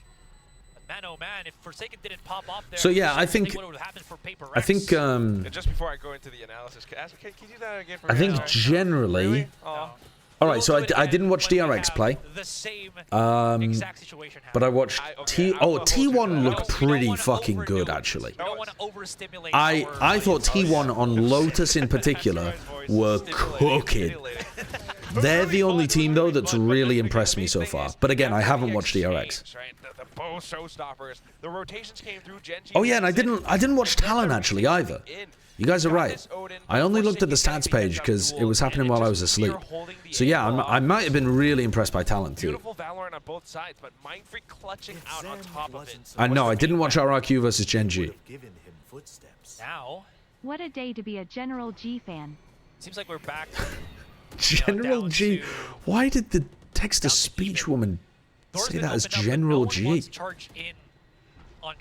Meteor has identified the trip setup. Look at this. Look at this. Wait. They're pinging it. They saw it on the cam. Forsaken saw it on the aggressive cam. Forsaken's not watching for it though. What's going on over here? Okay. Forsaken doesn't know if he's walked through... Forsaken doesn't know whether Meteor has walked through Waterfall or CT. So even though he saw him on the cam going into sight, he didn't know which way to look. And so he was really unfavored in the duel. And look at that. They're just... PRX are over-rotating way too much on defense. They're losing control. Hello. Wait a second. Maybe the judge play works. He knows someone's right behind him. But since they haven't picked up that spike, he can just be as patient as possible. Okay. As long as they can deal with something here, Gen.G should be in a decent spot. Not going to do much damage, but he does pick it up. Something's got a cloud burst. He can get closer and closer here. Create that tempo if need be. But the one that's going to have to hold good double swing from Deviant Mindfreak. Mindfreak won the clutch previously. They've doubled up onto the corner here. We got a shot at step. He's got a shot at step. What's he going to do with a shot at step? He's not that mad. Good double up from Gen.G. Too slow, and that's going to be Gen.G with a round advantage. Yeah, these PRX rounds are kind of tragic on the defense side, honestly. The way that Meteor's just able to walk through, like Meteor knows what the Cypher setup looks like now. He knows that there's only one trap and that he can just walk past it. And he also knows that PRX are over-rotating like crazy to fight over A. And so C is just super open. It's the most open site of all time. Jumped around and fired off his judge, thinking that maybe he would be able to buy the attention away. But Gen.G okay, now PRX are fighting all 5A. Hard up on stairs, B stairs, up against you know, some of these players from PRX like Mindfreak, and making sure that they wouldn't be able to push out. Is Lucky gonna take orb or just get the plant? I guess. They can rotate elsewhere on the map. They still had. Yeah, this is gonna be a dull round, I think. That got the kill on Forsaken here. That's a trade for trade. Something's got the blaze. They're pushing up very aggressively here. Forsaken wants to create more Wait a second, maybe it's not Wokage. Up into Waterfall on that flank. 3-3. Gen.G's trapped onto the site. Smokes from from Mindfreak to provide some coverage here. Paranoia to delay them just a tad bit further. One satchel pushes right in. Caron holding. Thinking he could be top of the spike. Something. PRX dwindling down. Something's gonna have to make something happen here. Just trying to send it on the right click. Don't think you're ever winning the round with a right click there. Like even if you get a kill, you're just running around with a pistol. So okay, okay. Oh, too late. I already watched Global Esports Data. Too late. It's already happened. I watched it last night. It was like a fever dream, actually, because I was so tired. I was watching it in bed. I was almost delusional. Chat, I'm not bald, so I can't watch this co-stream. Who should I watch instead? Shave your fucking head. Shave your fucking head, you coward. Look at this. Look at this. You may not like it, but this is what peak performance looks like. I mean, I'm really curious about the interview. If we do get to talk to PRX later, like something's definitely off about the form or the mood in the team right now. It's not. How much do you think GENG boosts the chances of PRX against other teams? What you mean? It's a weird way of phrasing the question, but do you just mean how much better was the version of the roster with GENG? GENG's an unusual player. He's extraordinarily skilled. His sense of timing and when to be aggressive was very highly refined, but he had an odd agent pool and a very aggressive style. I thought PRX might be able to broaden their playbook a little bit with Monyet in, but actually what we're seeing is just PRX are trying odd comps that they never would have done with different agents because they're playing with Monyet, but also they're just still trying to play the same kind of style. And I think that style was better with GENG because of the way that GENG plays. Monyet was so good at extracting value from a somewhat standard playstyle on global. Alright, so we've got 3 players over towards A. They've also got the op playing in front of the Cypher setup, so that seems really weird to me from PRX. Nightfall in, over towards A. Here comes Texture. PRX are going to have to play off-site, go for the retake. They don't really have the tools to be able to play for retake. Look at that. Way. Okay, a bit of damage onto Monyet, but that can get healed up. How do you retake here, though? Because something's opping. Oh, well, that'll help. No need for Meteor to take that fight. Meteor should have been playing for the late round. Like, deep in the Plost plant. Plost plant? Pleast plant. What? They just decided not to shoot at each other there. Good nade. There's no way. I think Texture still wins this. They're so weak. Oh, he didn't. That's so sharp from Devi. God damn. Meteor threw his life away in the post plant then. If he had stayed alive, I think there's a chance. I'm not exactly sure how PRX were frankly able to make that one work, because they barely had any utility to be able to work with. But I think that's demonstrating how good PRX can be when they play tight with each other. Also, that doesn't hurt, does it? Smoke Criminal.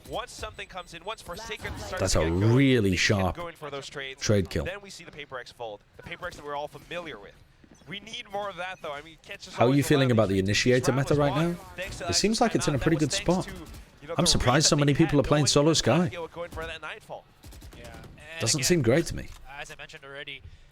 Would Jorgamo have been a better as a replacement for GENG? I mean, genuinely, yes. I think so. Jorg is a maniac. I think he would have fit perfectly. He's put himself the one-way smoke on Tree here to give him some form of anchoring spot. But thankfully enough, no one's gotten very close into challenging him. Oh yeah, I mean, in a hypothetical universe, yeah, he wouldn't have been able to actually play because something is already an import, but yeah. Wanted to create pro ECT Valorant content as a newbie. Nips McNuggets, thank you for the 6 months. Yeah, I saw that Zenyatta is apparently crazy OP now that they've changed the hitboxes to be enormous in Overwatch. What advice would you give someone who wanted to create pro or VCT Valorant content as a newbie? Do you mean newbie to the game? Because I would say probably don't. But, I mean, if you mean newbie to content creation, there's tons of stuff that isn't being done very well right now. This is what we want to see from PRX. This is the PRX we need. It depends what your strengths are. I think the best advice I could give you is stick to your strengths and pick some niche that you think isn't being fulfilled that you could fulfill, and work on improving your skills in whatever it is. Like, say you wanted to do narrative videos that are like scripted out, then really work on your storytelling. Or if you want to do some like heavily edited videos, then work on your editing. Like, it's a bit too vague because the concept of content creation is just enormous, almost infinite. All right, so They've got something now playing over towards B with this operator, and Devi... I mean, this looks like a more sensible defensive setup from PRX. They have an AWP, they have an initiator to help the AWP, they have the Cypher jiggle peek in, and then can fall back behind their setup. The factors of how they push up into a site is pretty huge. I will say, though, I don't think I've seen Forsaken be Jorgama's not an import. He is, because he's declared himself a America's player. He would have to play at least one season as an import before he could change to being a Pacific player. People with dual residency can't just flip-flop between regions. If they count themselves as a domestic in one league, then that sticks until they've played at least one season, or at least half a season. I can't remember the exact rule at this point, but it's like a significant period of time as an import. Look at this, though. Gen.G can actually go for that link, and if something is too slow, okay. Normally you expect something to hit that. Monyet instantly in to try to stop the reaction from happening. Nice, really quick. PRX relying on their instant reactions. Even though something falls, PRX were very quick to adapt and to respond to the offensive Gen.G. It's 2. Something is still an import. But does something have residency Not quite the one that we got from before, in but you know, still good. All right, stop APAC? chasing, stop hunting it. You'll get it when there is a well-deserving. It's Amike. Thank you for the sub. That something had. I mean, I would have thought at least you would be able to secure at least one off kill, right? But the rest of the team reacted. Like, why would something ever become a domestic player? That's why you got to have this. It's whether you're legally allowed permanent residency in the region. He will have 2 years residency after this year and will no longer be an import. No, that's not how it works. He needs permanent residency in a legal sense in one of the countries in the Pacific region. Of course, though, Gen.G now starting to feel the pressure. They call themselves a timeout. Yeah, and if I could just add, so, like, for example, he would have to have, I don't know, like, the ability to permanently reside in Singapore or something in order to apply to become a domestic player in Pacific. Can't Russia be Asia? Russia's counted as, well, actually, I'm not 100% sure about that rule, but I think Russia is counted as EMEA. I think just the entirety of the country. Which, yeah, it doesn't make too much sense, does it? Because the eastern side of Russia does tend to participate on, like, Tokyo servers and stuff. Macandam, thank you for the 53 months. That's an initial qualification. They also have a rule where you do become not an import if you live there, pretty sure? No, I don't think so. I'm pretty sure it's based on legal. I looked into it a while back. I don't think you just become by living there. It's based on your ability to be a permanent resident. Because, like, something, for example, needs a work visa in order to live in those countries. He can't just fucking vibe in Pacific for the rest of his life. I mean, this is a round where PRX has some guns. Gen.G, on the other hand, it's more of a half-ish. But yeah, I mean, these rules, you don't have to worry about them unless you're a GM. They're above the fans' pay grade. They want to suss out information and get a feel for how PRX is defending this time. But something's not oh my god, oh my god, Monyet had no idea that he was about to swing into a bajillion people there. Something's gonna back away, retreat, danger, alert. That nade clearing up once again. Not big damage. Yeah, I agree with you, Zenzo. I agree. Closing and opening. Okay, so don't know how many players they've gone 1 for 1. Have already exited. How many players are still once again, PRX are trying to cheat over towards B and A. Something's trying to play really aggressive in this spot, and got Meteor, fantastic awareness to be able to pick up the stairs push. After being able to pick off something, you would expect him to scale into the site. What is going on here? What is going on here? The lockdown's destroyed. And Karen, what? He's just sticking the plant. What the hell's going on there? But guess what? Here comes Forsaken and the spike plant goes down. The Guardian skill is bonkers from Meteor. Might not be the Guardians. Oh! But he is the Guardian of Lotus. Oh, what the hell am I watching? Putting Meteor onto Killjoy where he can't feed but he can still frag. Great decision. Great decision. Yeah, Lakia was alive that entire time, by the way, just fucking vibing. Lakia was just vibing, watching B. Just fucking chilling. Just not really doing much. Just yo, go kill them all, Meteor. Kill them all. Meteor is the one that, you know, they weren't really expecting to be there. And because of his sharpshooting, he's able to pick off their heads just like that.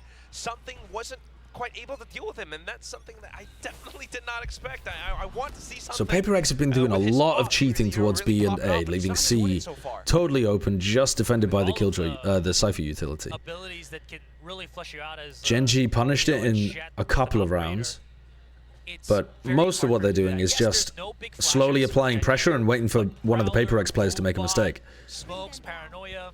There's a whole slurry of non-flash abilities. I think a little bit of A pressure here to push away something, and then instantly rotate C and explode C with the Raze ult would be a very nice call. No utility used to try to push away a potential AWPer. Lakia was like 3 seconds away from getting his haunt back, and they just were like, nah, I'll just swing. Ready for that. But here comes something. Still no haunt being used. Still no haunt being used. Sure, we'll just frag. We'll just hold. Monyet's now trapped here on drop. That haunt supposedly giving away position, but somehow for yeah, not big on how Gen.G played this round. I think they had way better tools at their disposal to try to push back Gen.G, to try to push back Paper X. And I also think that they should have been trying to just run a push back the AWPer and explode on the other side of the map. But instead they just tried to drive through them. And if you're thinking about it, I mean, something maybe didn't quite get the kills, but at least bought enough time. He threw the haunt on one of the walls above pit, I believe. That's the thing that looked like it flew out the map. Personally, I hit those. That's what Gen.G was thinking as well.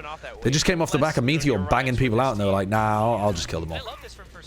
And no high trip to try to deal with. Oh my god. Extraordinarily bold from Divide, but also the rest of Paper X, very bold too. Utilizing that paranoia, utilizing the flash, immediately flooding out through the smoke. That's the other thing with Paper X, right? They are so fucking confident in these kind of situations. I think they play these kind of situations so nicely. Because there's only one rocket, right? Texture can only kill people in one choke point out of 3. So if you just fucking run at them with flashes, worst case scenario, you're going to be -1 and killing all the people that are trying to flood in behind Texture. So it looks a bit daft when Divide dies to the ult, but everybody else just instantly backfills. They can pick up the pistol, that would be even better. But of course, Gen.G has been showing us such a dominant performance today. I mean, these guys aren't buckled by anything. Yeah, just triple swing. Absolutely. So 7-5 the half.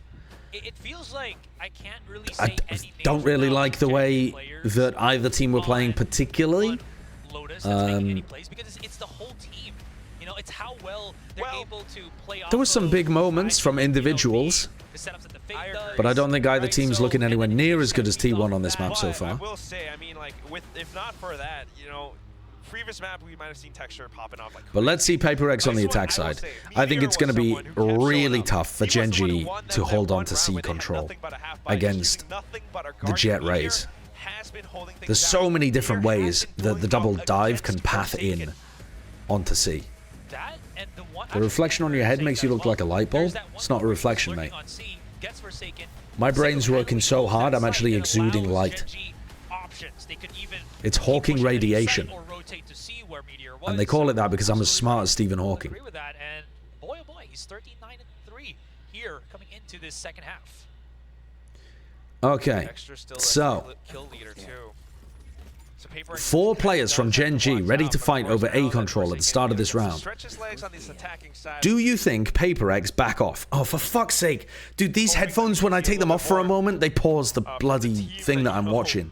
Alright, well, we'll catch up in a sec. Finals last year, and then, of course, going to Champions as well. I don't need to introduce them. Everyone knows. Yeah, how much effort with both teams actually fight for Rubble here? Does Paper X give an inch? Do they back off for a moment? Oh, big paranoia. And the nade. Oh, that is so nice. The little collapse from Gen.G. I like it. I like it. Where'd that flick come from? They threw out a vulnerable, a nade, a paranoia. Then they pushed forwards with, I think, a prowler. And they fisted him.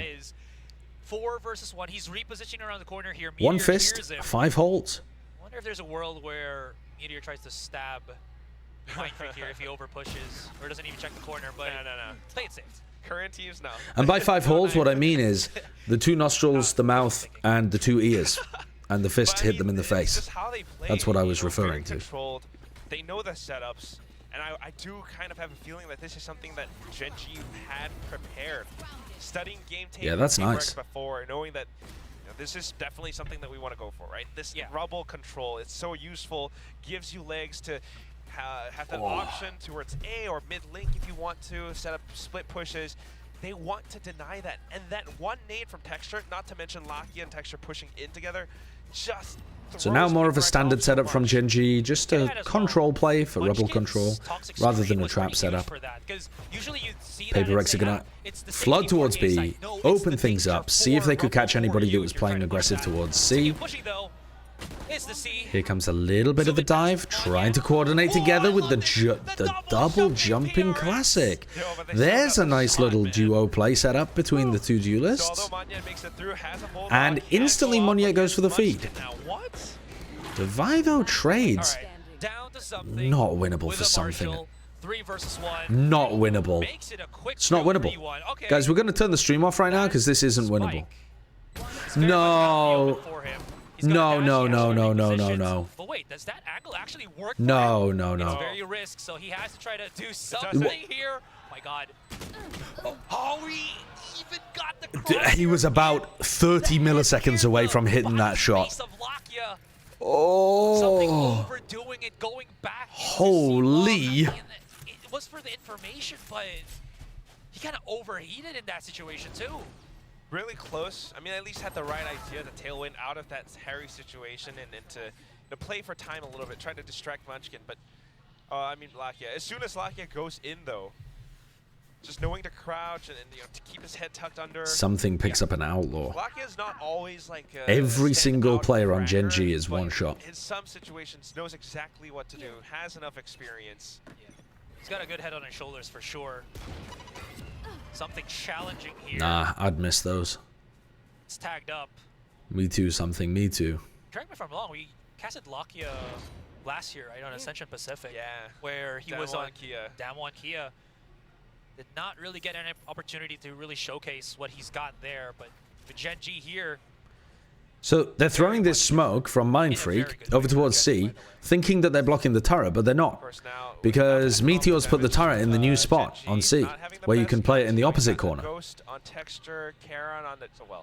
So Meteor's playing like a full anchor, hard anchor, over towards C.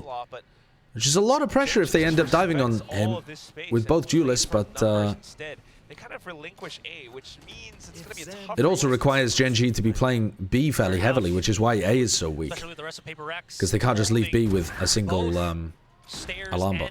But yeah, like I said, everybody's one shot. They don't really need to stay inside of the site. They can be proactive as much as they would want to. Yeah, not a great off angle there for something.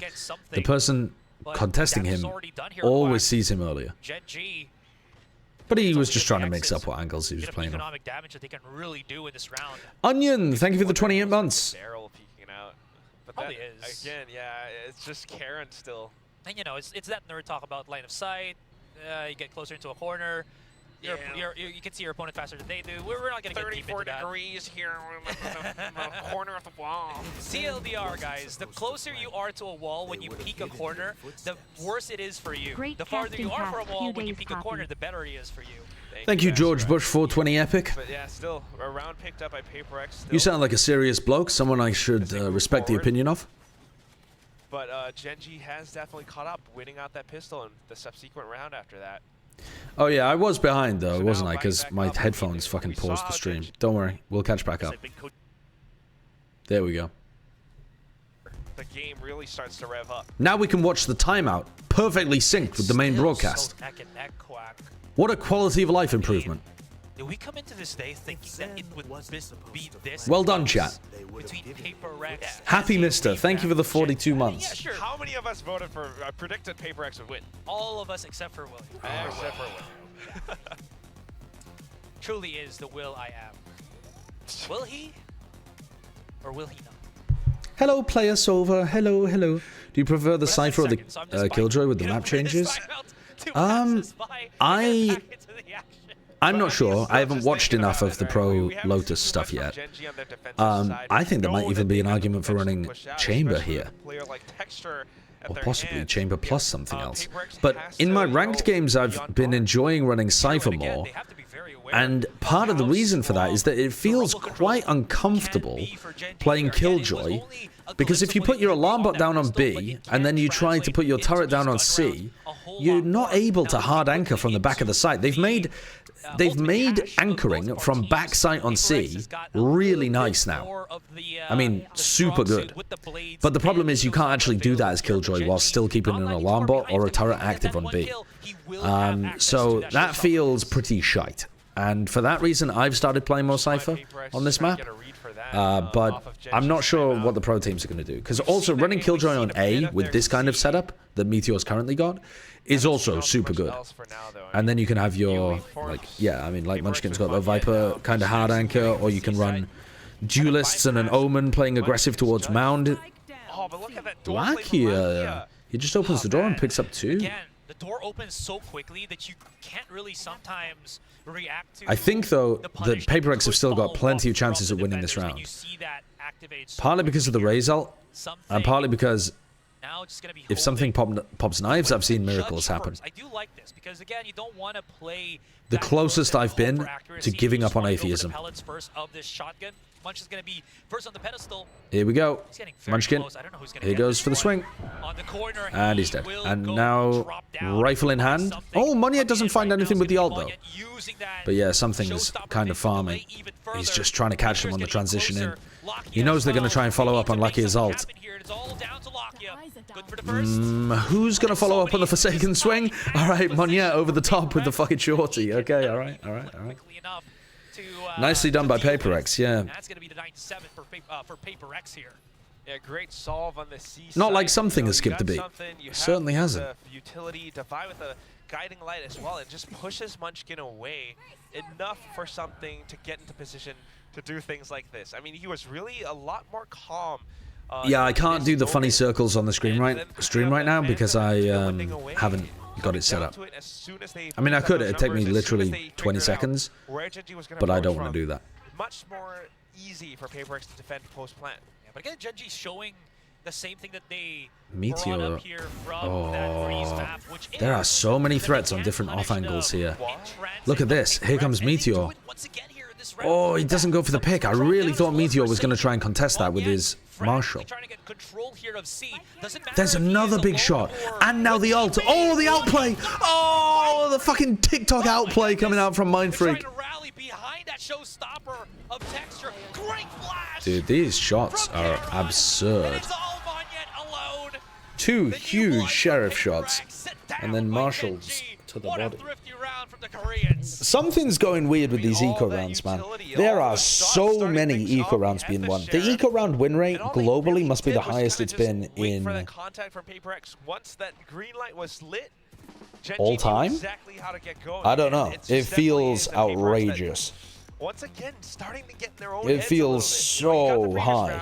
Things are starting to go. You know that Gen.G is on an eco, and you're like, isn't that weird with the Outlaw? Yeah, it is really weird. It just hurts, man. Yeah. I've seen plenty of second rounds where people buy like 4 classics and a ghost, and then they're winning. It's very unusual.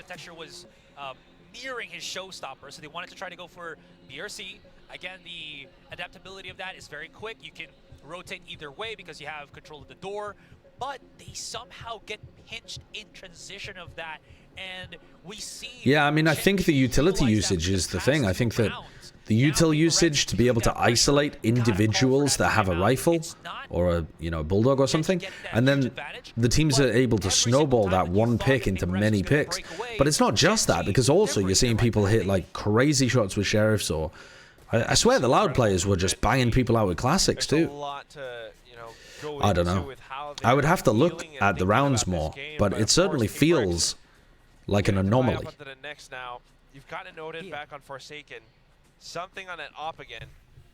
But on the attack. It might just be that the discipline is lower at the start of the season too. And those kind of protocols get built over the course of the year. So something's going to pick up the attack op. Just a few seconds here, Quack. That's a nice cam. Just clearing the whole of that left area. So you don't have to worry about it. I do like the Cypher on the attack side. I think it's really good. I think it's got a lot of utility that the Killjoy just simply doesn't offer. Munchkin just ready to welcome them with open arms on the other side of Link. Dexter's trying to delay as much as he can at the back of the site. Big entry from Monyet. That's what I'm talking about. Monyet. That's huge. Control that PRX has gotten on that A. Spike will get planted. It's all about the retake here for Gen.G. Okay. Divide does find Munchkin here, making it a more palatable Lucky's cleared rubble. They know that they just have to focus forwards. Forsaken just ruined Lucky when he hit the switch. You fucking mowed him down. Why am I up at this hour? It's only midnight. I have been going to bed at about midnight. But yeah, that's always funny when you my intention was to have my sleep schedule that I woke up at 6 a.m., went to the gym for an hour, and then got on with my day. I did that the first day that I arrived. Then the second day that I arrived, I woke up at 7 a.m., and I still went to the gym for an hour. It's such a huge power play for you to be. Then the next day, I slept until 8 a.m. and didn't go to the gym. Then today I slept until 8 a.m. and didn't go to the gym again. So we kind of fucked it. But we're gonna try and fix it. We're gonna try and fix it. Another nice punish. Making sure that they don't get caught by all of Gen.G's utility, flip the tables on them, catch the player who's dashing away, and get into post plants. Whoa, not good pathing from Monyet. He didn't know where he wanted to be in the post plant. He walked off site, and then he walked back on, just crossing heaven. This makes the long range fights a little bit more palatable here for PRX. Haunt does give away his position. They use that Haunt to actually get closer. Oh, that is so clutch from Forsaken. Incredibly clutch. Something now gets Meteor 2 versus 1. That box not really giving too many. I don't see how PRX lose this. With the right click, not that that's even required, but one in the front and one in the back. That's how I like it. Killjoy lockdown. Gen.G got a bit of space, but the setup pincer attempts are important. That good, and that's always the thing about, you know, the A site. You've got tree that you can hold out from. You've got guys, by the way, did you see Golden Boy's face during the throat goat incident today? It makes for an amazing emote. And when PRX are having fun, you know, an incredible emote. And I'm having fun. I think it would be a very good replacement for the heart emote.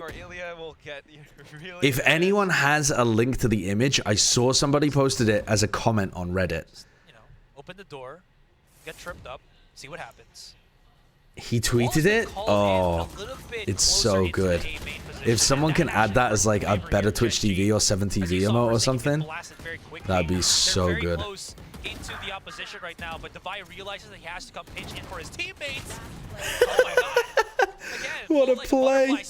Dude, PRX are creative and flashy. Ooh, something was moving there as he shot. Reposition quickly. But now they know. Meteor's position exposed. He's only got a Marshall in his hand here, Quack, and is this the link from Ozcore? PRX will be on map point. Wow, okay, okay. Oh my god, almost. Is this it? That we saw from Gen.G last year, doing things with the Marshall, but still, I mean, when you think about it, PRX the books. Dude, Don't you think that would make... I guess it doesn't really capture the emotion of, huh? It captures more the emotion of, like, I fucked up. It's such an amazing I fucked up face. It's so good. Yeah, it's regret. It is the face of regret. If someone wants to make the greatest regret emote, that's it. Alright, big fight again. Teleport up from Karon. Takes out something. So it's a great way to start the round for Gen.G. with their backs against the wall. Devi is one away from getting his ult online. The Seekers, they could slow this round down. They can take their time here. Take the orb. Go back, push Karon away. Okay, they're just going to send it. Vulnerable, though.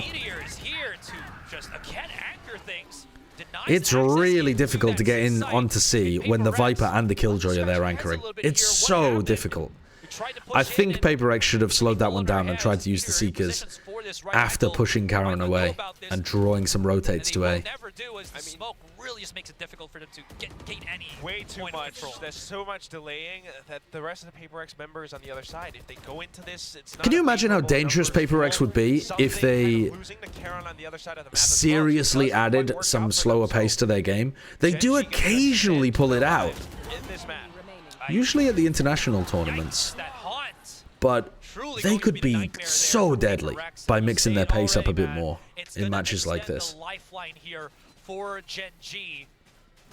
Texter's now gonna have himself the sniper in hand. Is this the 70V emote? What happened here? Have you made it already? Yes, there it is. Karon getting that quick rubble control. See, that's pretty good, but I think we can do a tighter crop here, surely. There's so few pixels in the 34x32 version. I think it needs a zoom in. I appreciate the pace with which you created that, but I think it needs a little zoom. Enhance? Guys, enhance? Me, on my keyboard, hacking. Enhance? Guys, enhance? Ooh, Karon, where did he come from? Picks up the 2K. There's the quick flash from Devi. Okay, oh, hold what the fuck? Okay, so now PRX are going to have rifles again. So this has gone... Chances are disappearing, but they are pulling ultimates out from Gen.G, and PRX now have rifles again. So, oh, Texture's got an op. Oh yeah, he already had the op, didn't he? Yeah, yeah. All of them are giving ideas as to how they want to approach the map or figure out ways to deal with Gen.G. Okay. So, Gen.G's composition is really good for fighting over rubble. I wouldn't advise fighting rubble. I think PRX want to be taking C control at the beginning of the game and then retaking rubble later on. Looks like that's what they're roughly going for. Where's this camera going? Okay, so this is fine. Forsaken's just got to stay alive. They should go and take some other piece of map control and then go back to push Karon away in the mid-round. Anchor this by himself from the looks of things that will allow PRX are pretty slow here. They're expecting Gen.G to be aggressive in other portions of the map. They haven't really done this kind of slower approach at all in this map. Okay, they kind of took mound control. There's not that much control. Now they need to push Karon away. One-way smokes are all being I think Mindfreak having a smoke on top of rubble here is really effective at pushing people off. Alright, Karon gets pushed away. Now this is where you pause the round and head somewhere else. This is where PRX should pause the round and not commit into A. This is where something should run into A and kill everybody. Showstopper activated. Does that stop the plant on the spike? Yes, it will be. But it's trade for trade here, Quack. It's not the end of the world. Something repositions almost get... The spike is also down on the floor. Oh, something is just a cheat code. It's like watching Aspas play. There's the plant on the spike, 2 versus 1 for just filling in all of the mistakes of his team. A miracle worker at this point. They're backing up into the that's a bullshit round. That's just a bullshit round. That's I mean, in that last round, you can feel almost that tension, the rage that's okay, fair enough. Great calling. Great calling from PRX there. Great calling. It was a great setup that Gen.G had, a brilliant idea, you know, playing PRX truly are the bane of analysts everywhere. There's a certain subsection of the community that's like, this lineup here, this correct way to play the game there. You get shot, you die. You get shot, you lose the round. It's an FPS game. If you want that, go and play fucking Overwatch. Go and play League of Legends. Maybe I got into the wrong game. Man, maybe I got into the wrong fucking game. Maybe I should start trying to get into LCS instead or something, dude.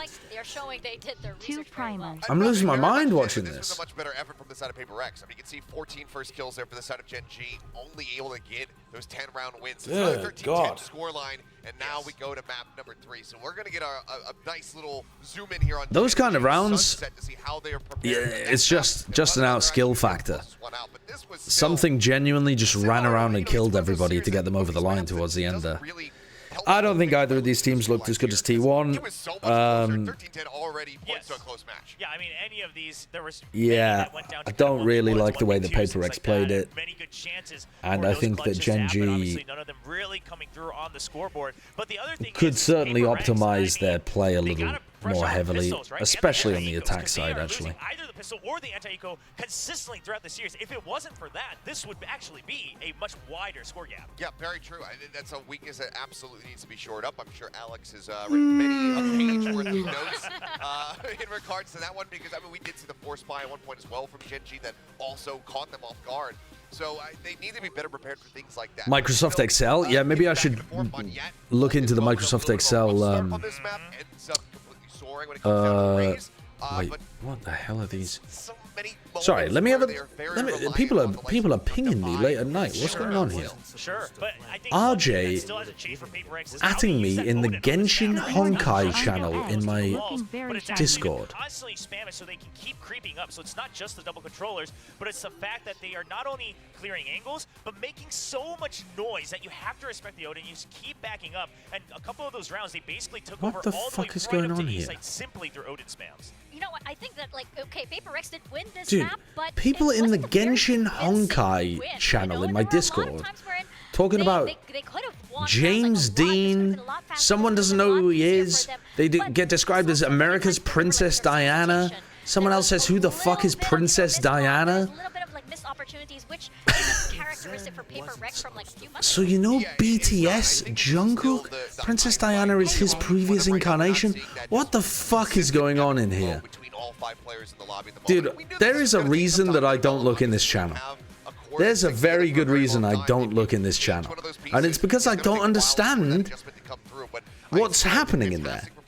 Across the board between both of these squads. I mean, Meteor having a hell of a time, but Charon, I mean, good God, it doesn't feel like he went 16 and 16, you know, just a net neutral when it comes down to the KD, because there were so many great moments where he was the one that was saving them. That 4K that he had just a couple rounds towards the end there, Texture as well, putting up significant numbers. That continues here with this trend from Gen.G. So going into Sunset, I really don't know what to expect, because I need to see what Gen.G. Kurt asked me a plat chat question, so I'm going to respond to Kurt. PRX has been able to improve what we saw from them at AVL. There is a worrying trend here for Texture. And my wife has messaged me, but I'm not going to respond to my wife. And I know this sounds like a joke, but this has always been the trend for Which sounds like the wrong priority, doesn't it? But I'll talk to her later. That's not base chat. That's bad communication. If he wasn't fragging and carrying the team, it was very tough for them to kind of close things out. And yes, I feel like if you're young, it's pretty reasonable not to know who Princess Diana is. I swear, Americans care about Princess Diana more than the fucking English do. That would concern me a little bit. So it's kind of like he's at 100% or not at all. Well, yes. In terms of results. Yes, in terms of results, absolutely. But both times, I mean, even last Why is Killjoy such a... What was that question? Why is Killjoy such an MVP and dominant force on Lotus? Well, we were having a discussion about this earlier, and I'm not sure that she is going to be honest. I think some teams might be experimenting with Cypher or Chamber. Yeah, I think that Meteor here was definitely... We love our conspiracies. Yeah, I think Americans also just kind of fantasize about having a royal family. It seems very medieval and cool to a lot of Americans. when most people in Britain could not give less of a fuck. The Marshal especially, something that he just demands respect when he is wielding that weapon. Yeah, I'm casting one of the elimination games tomorrow. Yeah. Something though with some great moments throughout this. You know, yeah, RJ isn't American, but on the first map, it definitely had its hitches. Yes. But here, back to maximum comfort, you can see he was going. I've had a lot of conversations with American people who want to talk with me about the monarchy.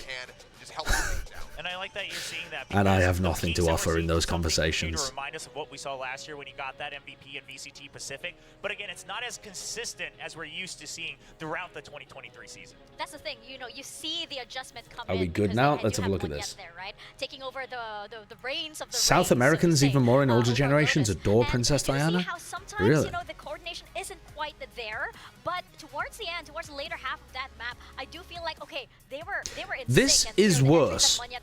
I would say this version of the emote is the worst one that you've made so far. It doesn't even resemble what we started with. I can't even tell it's Golden Boy. It's like you didn't even try. Bringing it onto the stage. You're fired. Time is something very different compared to running something behind the scenes. So now, obviously, we go to Sunset, and that's the big question: is that when they played it at AVL, it was Gen coming in to play that Raze, right? And they were swapping out Mind Freak a couple of times here and there, and they were really swapping up the roles. So now, I mean, first of all, what am I waiting for here? But then also, what am I waiting for here? The Raze to try to break open sites and go for those retakes, because then we're gonna have to start questioning. Okay, maybe we'll open that later. We'll open that later. Or is Manyet's confidence going to be enough to actually carry them into the win? I think with the performance that he just had there on Lotus, he should be feeling pretty confident in his Raze performance. I think that he'll be fine to maybe lower the stream quality. It might load. You're a fucking genius. You're actually a fucking genius. Let's put this into 144p. Great look, actually. Great look. Let's put this. You can't even tell who these people are. All right, 144p. Now this will load. That's scary with PRX, because again, we're dealing with a team that is very, very flexible, right? And what they showed during the off-season tournaments may not be exactly what they have planned specifically for Gen.G. And as for Gen.G, okay, we need to extract even more. What do we do? Okay, play it back in quarter speed. That'll use quarter of the power. Especially since, as we saw the coaches.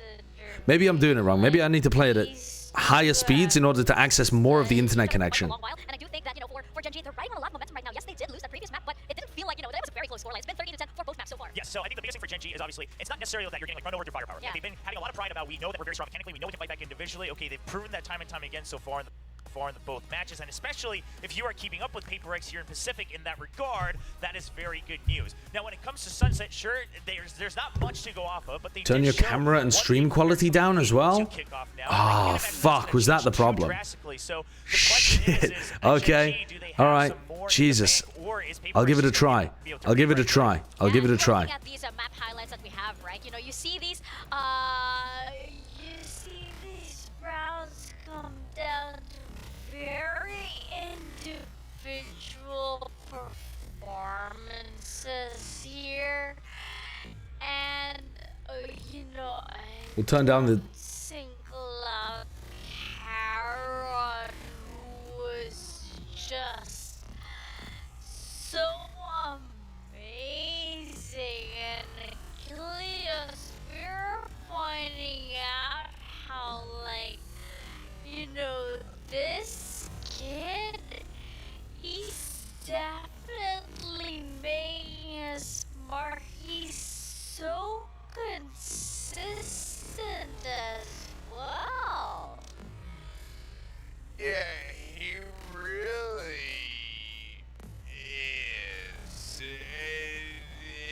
It's been so very impressive. It's time to try. Again, you know, a little bit of a slow start in the fuck, what else can I turn down? What else can I turn down?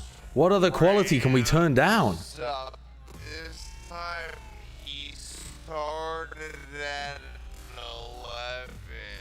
Turn down the microphone as well? Wait, genius. You're a fucking genius. You're a genius. And big reason why you're able to take away reason that continue going in towards Lotus. I don't know how to do that. Well, I don't know how to do that. his timing. Okay, what about if I did this? What about if I did this? Is that better? Is that better?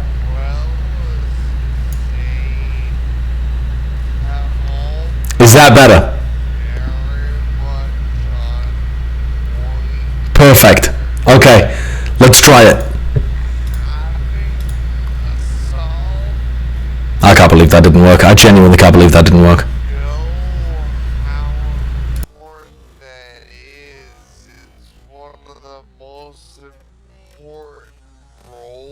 Oh fuck! It kept all of my changes to my camera.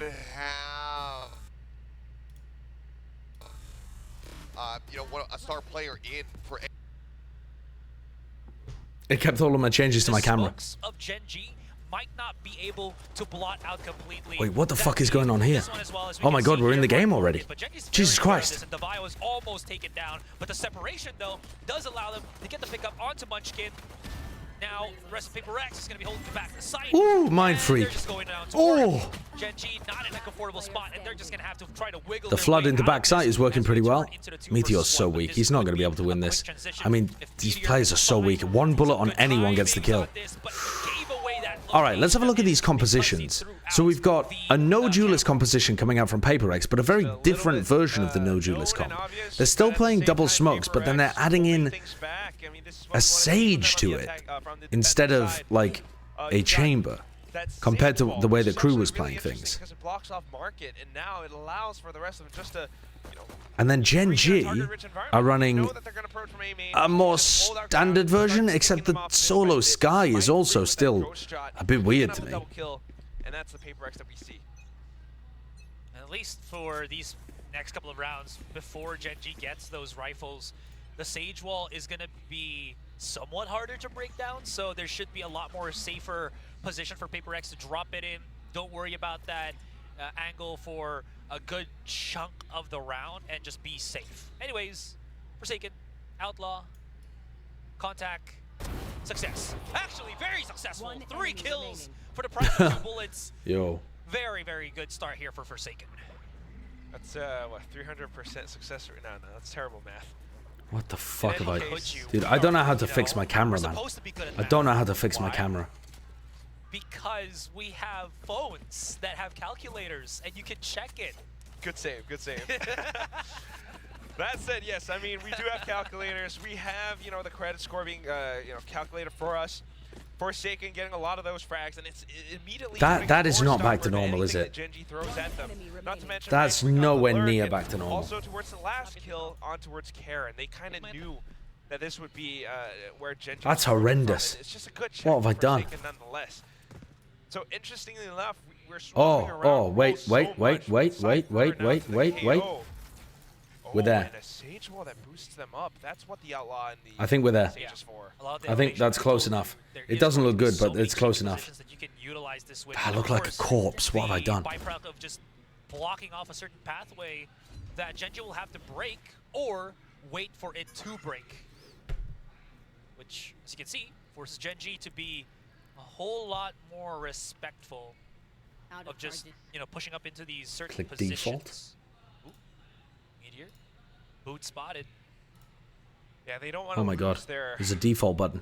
Full buy run all that quick, right? They don't want to give the bonus over to PRX, and so just trying to be very careful off of it, cut noise, and then the execution through. Genius. Texture getting this first Chat, can I hire you all for tech support long term? They have more options, not to mention Munchkin making use of tiles to walk up front on mid. Did they close the door on market though? That's still open, isn't it not? Okay, there you go. It's still closed up. So here comes that lurk through mid potentially from Munchkin. That's one of the things that was working really well that crew were throwing in against G2. Or just letting PRX cook for the moment, but since they have to, some of their players have to go for the half shields. What? Yeah, I mean, Gen.G have just been owned here by the Outlaw. Texture's already here in the front lines, and huge shots. Oh my god, genuinely.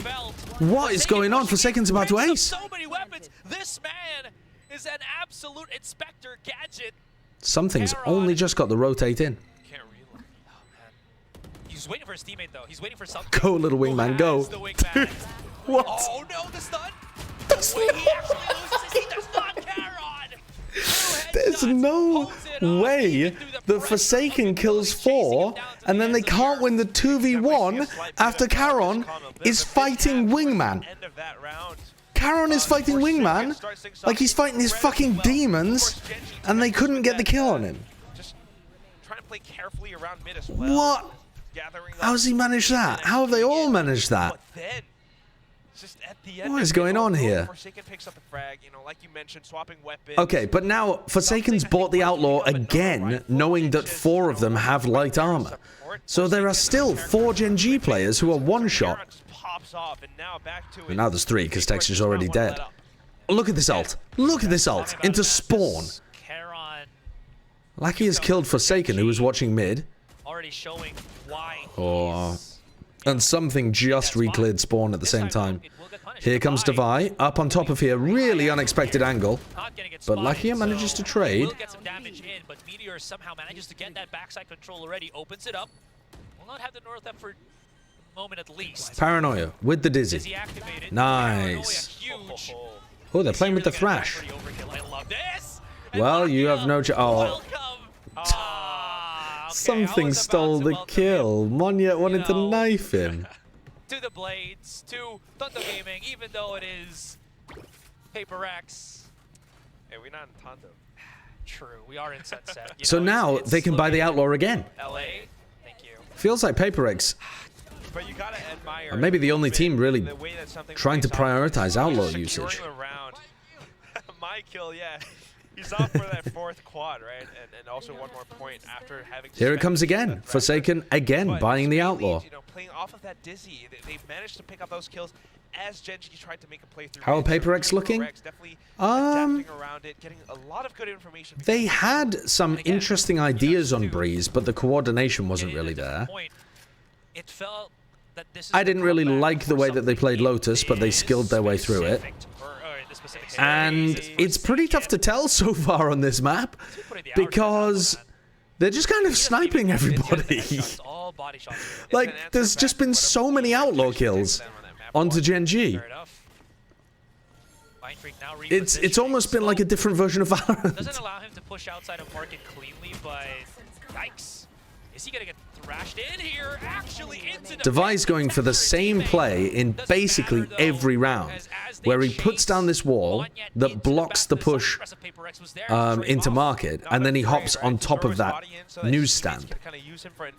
I'm pretty sure if Gen.G took mid control, they would be able to shoot Devi in the legs. I don't think the wall would block that sightline.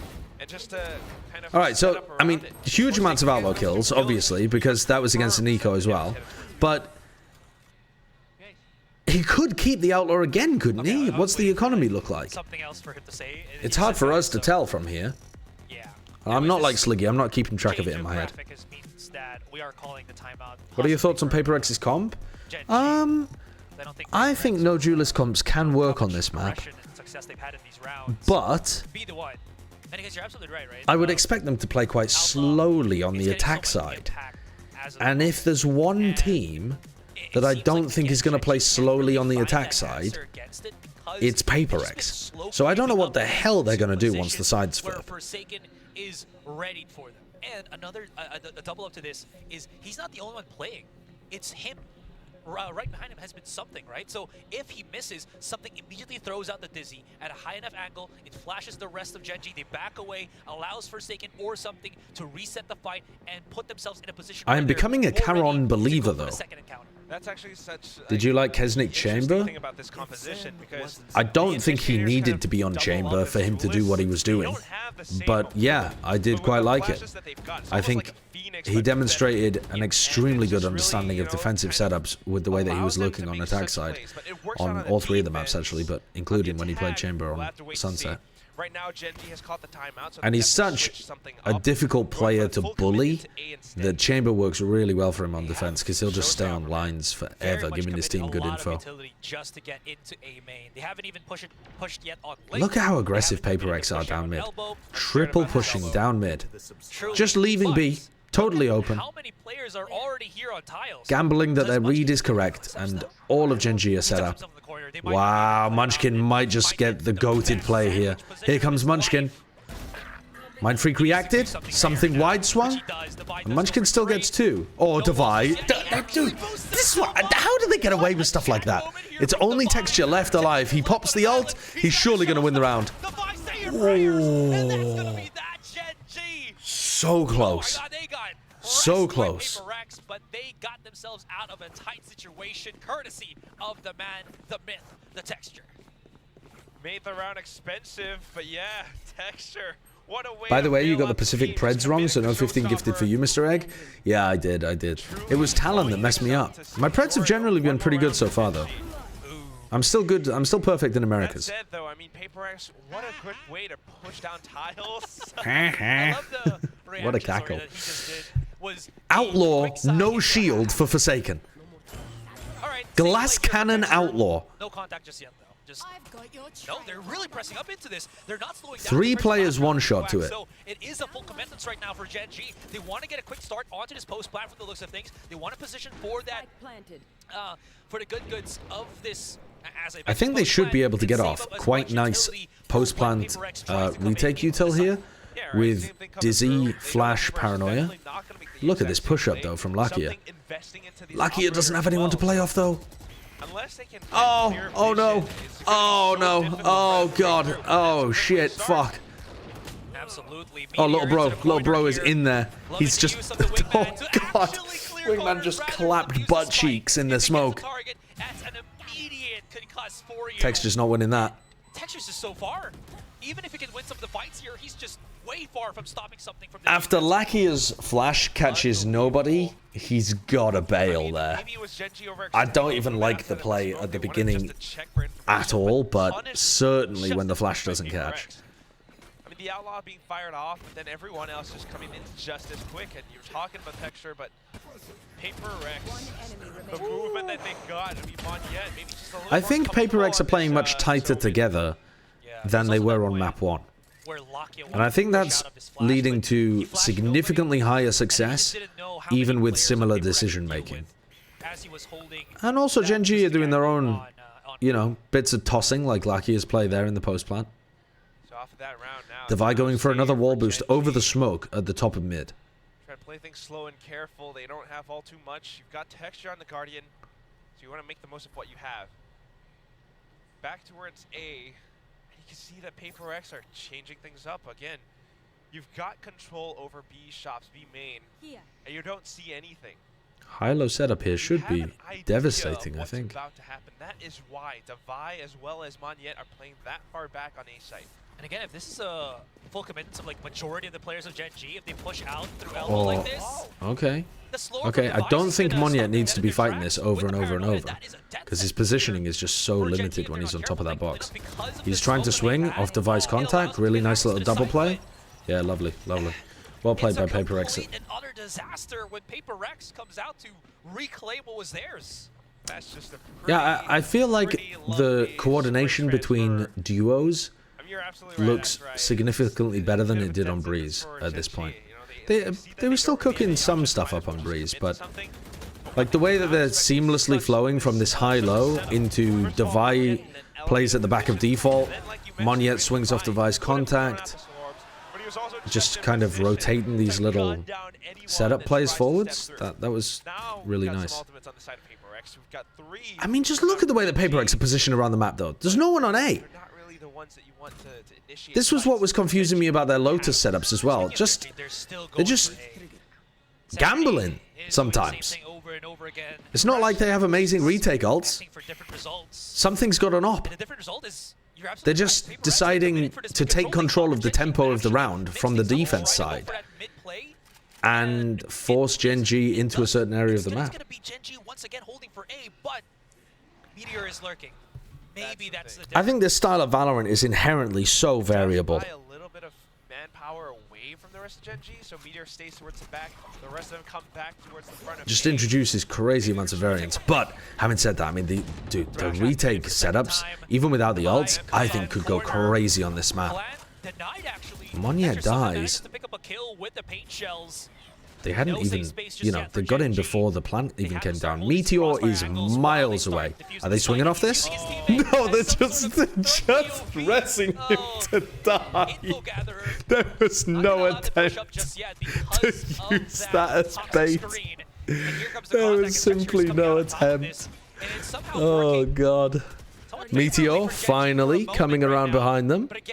No plan on the spike just yet. Numbers still favoring the Korean side, though. Something comes 20 seconds, and Meteor hasn't got a kill. Wait, whoa. What's going on here? What's going on here? What is going on here? Something got into that back position right as they tried to plant there. Ah, Gen.G didn't feel confident getting the plant down at any point. I thought things were starting to get really dicey, especially up around Link. I mean, if you look at what Gen.G was about to do, yes, they wanted to get that spike down, but they couldn't quite do it because of the Thrasher that came in, because of this looming threat that was PRX. There is a lot of utility from this PRX composition that's very good on the A side. The KO flashes are nice, the nade can be pretty good, the Gecko util is all really effective on retake A. And I think you can just inform Paranoias to get a lot of value off them based on where the Dizzy pings or where you're hearing people. And again, Forsaken is using the Outlaw. He's so Outlaw pilled. Now they're mixing up. For how many rounds was it? Like 4 or 5 rounds straight? They just kept going A. Yeah, the Sage Wall to block off one of the avenues too is useful because you can't really afford to like turn around and break that shit. Oh wow, they might actually get Collat here. If they're not careful, into the corner is also Mind Freak. Another nice little double setup that they weren't expecting. Forsaken picks up Lackey on the other side. It's a half buy for Gen.G, but they are certainly getting caught. I think the call that it's like they're falling into the spider's web, I think, is particularly apt. Because PRX have a bunch of different ideas about what they want to do on this map, and Gen.G just kind of keep walking into them. There are gaps. There's tons of gaps all over the place on PRX's defense. But Gen.G can't find them, because they're not used to the composition, so they don't know how to read it. Looks a little bit lost, although they... When you play against a composition that you know how it works, it's very easy to... You see, like, the position of 2 players, and you're like, okay, I think I understand what defensive setup they're using. But when it's a comp like this, you just can't visualize it in your head.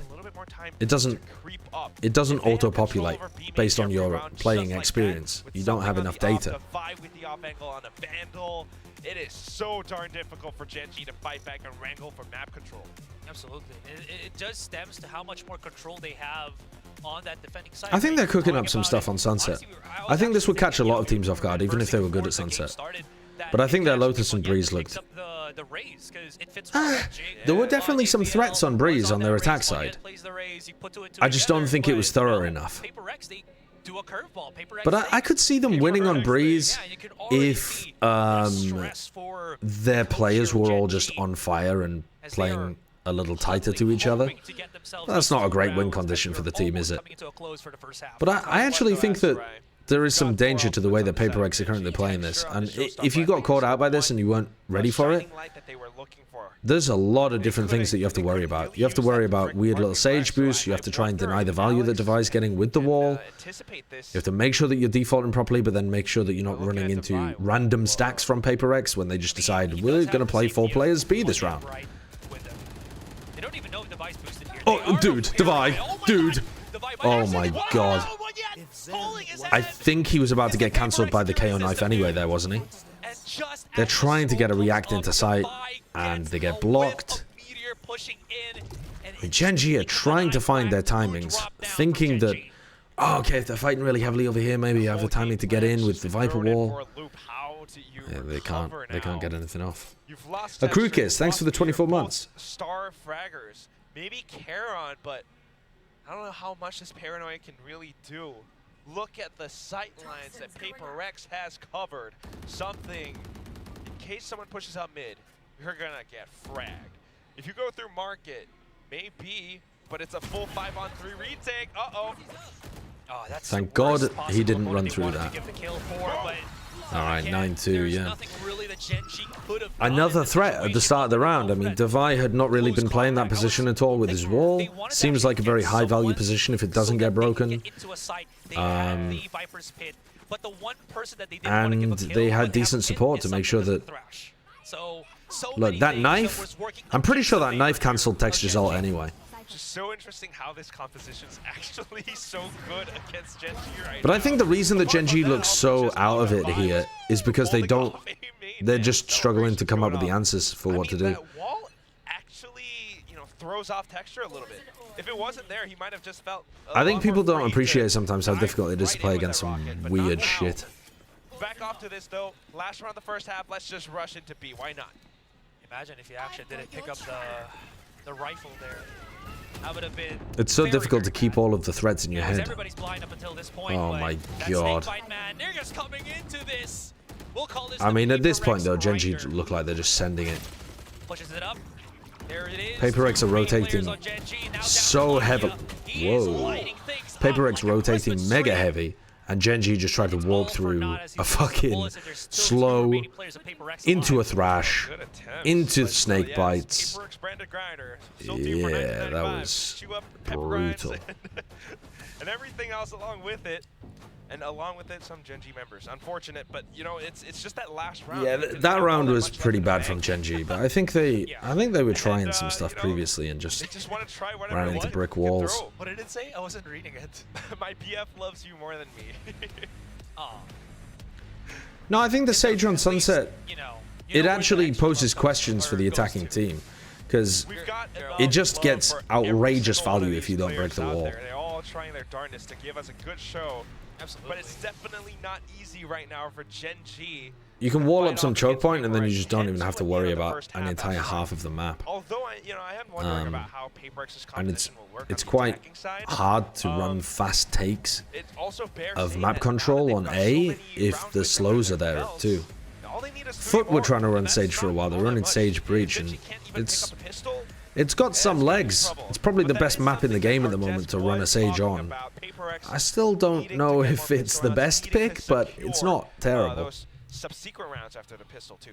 And this could be the make or break for Gen.G. Because do you think Sky would benefit or be worse with one flash that regens? I mean, it would be different. Probably worse. Because I think the flexibility that two flashes afford you, even if you run out of them, is probably going to be more useful most of the time. And that's why there's a little bit more pressure onto these Gen.G players' shoulders. Right, so PRX on the attack side. I did have a lot of questions about how this was going to work on the attack side, but it looks like we might not even be able to watch very much of it, unless they start losing. He's been the utility boss on this Sage. Because I thought PRX... I think no duelist comps like this generally want to be playing quite slowly, but that's not something I associate with PRX. He's giving his life for PRX at this point. Here's a smoke, a wall out, break the cam early. I don't think you can play full off-site post plants. Yeah, okay, so we're getting a Paranoia into backside play. This is a nice extra layer to what PRX are going for. Oh, the flash dizzy combo with the Paranoia fucking cooks. Yo, that cooks, and the timing on that was immaculate too. Whoa, whoa, whoa, whoa, whoa. Too many people jumping around. Does he have the time? Does he have the utility? Does he have the angles with the Sheriff? Wow. Well, that house of cards came tumbling down, didn't it? They did such a good job with all of that utility at being able to get those picks. But because they didn't actually take backside control, when they decided to go for the refight again, the Gen.G players were just like right-clicking them down with the classics. Look at this. I mean, I guess it wasn't classics. Karen had a Ghost. Iffy about a full 5-on-5 retake. But as soon as the Holy fuck, I ate some chili cauliflower earlier. It was fairly hot. It wasn't incredibly hot, it was fairly hot. But whatever the hell they put on it, I just farted and my asshole hurts. That's crazy. I've never had that before. I'm tasting it twice. Once on the way in, once on the way out. Great start, you know, for the second half. That's Value Town. It's not yet over just yet. Holy fuck, man. Okay, Monyet finds it. You ever had that before? Trivia, by the way. If you're going to be a Cypher, you know, playing outside of B, you want the tripwire on the floor because it's harder for the opponents to break it. But obviously they can jump over it, but just a quick FYI. Anyways, going back into this for PRX. They're coming into market. Munchkin hasn't even cleared this out just yet, and he is full blinded. Can he even find something with the judge now that Dizzy has offloaded himself on Okay, well at least they only dropped a judge there. Texture. I don't know how much Forsaken can really do with that. Uh-oh, uh-oh, uh-oh. 2 for 1 is good enough, I think. Caron denies with that Spectre. So there's a little chance Forsaken with the judge. I don't know how useful it's going to be. Lakia coming up from behind is the one that you want to watch out for. Oh, okay. I thought they just missed the timing there. It looked like PRX were about to slip into Boba. Right, they still know that any player of PRX with any upgraded weapon is... Yeah, why have you just sent me a Facebook link? They can always just do that. Yep. Put him in a spot is most advantageous here for Gen.G. We should all know less about each other. Solid second round in that second half. Sorry. I've got to parasocial it up. If you don't know about what's happening on my anus, how will you ever love me? A couple of these players, Karen, Munchkin, not quite being able to afford the bigger I think if you were to plot a graph of people you love and people you know the most about what's happening with their anus, those would be really strongly correlated. Like strong positive correlation. Hang back because they are the controllers. Yeah. Like how the blade actually clears like more children, family members, that kind of thing is what I'm thinking here. Partners. What about doctors? Isn't there a love for your patient? Controlling this back angle for now. Devi also leading it, or rather defending the gap. So it's a pretty clean take here from PRX. They just had same take really from PRX. Devi's got a gap in that wall that he's... Oh my god, Devi looks so clean today. Devi actually looks so tasty today. Oh yeah, he can. Bang! Bang! Bang! Man's Devi, the Swiss Army knife of PRX. What you need him to today? Be, yeah, I mean, good point. He might just end up doing this all season, same as last year. Around against a half buy, but you know, you were talking about the tripwires, you were talking about the executes coming through. All of that is actually just straight up negated because of Devi's barrier orb. Put up, Meteor Bro just really waves his asshole around his loved ones. I mean, it seems unarguable to me that you know more about people you love's anuses than strangers' anuses. Maybe you're all knowing a lot about fucking random people you meet in the bus's butthole, but that ain't me. I think it was a fair comment. Moving their way quickly into A main. Devi, because of that ace, also now has... You don't understand how Grinder works? So they're looking What, you telling me there's no love? They can either bait their teammate for a res or just res them to res them. If that makes sense. It's just sex, huh? Oh, Lakia finds one. Tripwire. Meteor holding at the corner of this site. Look at how Gen.G has just got all control in A main. This leaves PRX. When I was in TF2, somebody signed me up for Grinder using my phone number. And I got a text message from someone called Dad for Lad asking me to come to a, what did he say, a barbecue or something? I can't remember. Did you meet up? No. The side over Link, Ali, and then Munchkin coming up from the back of the elbow. Dad for Lad is such a classic. It was in the Manchester area actually, Reese. It was in Preston. But again, there's like 6 Dad for Lads in my local area. I didn't realize it was such a popular name, to be honest with you. Okay, sorry, I was getting into the vibe of the timeout here. But you know what, Gen.G, they're getting their second win. It looks like they have a lot more understanding of how to play when they're the ones on that defending arc. Right? Yeah, no, I never met up with them.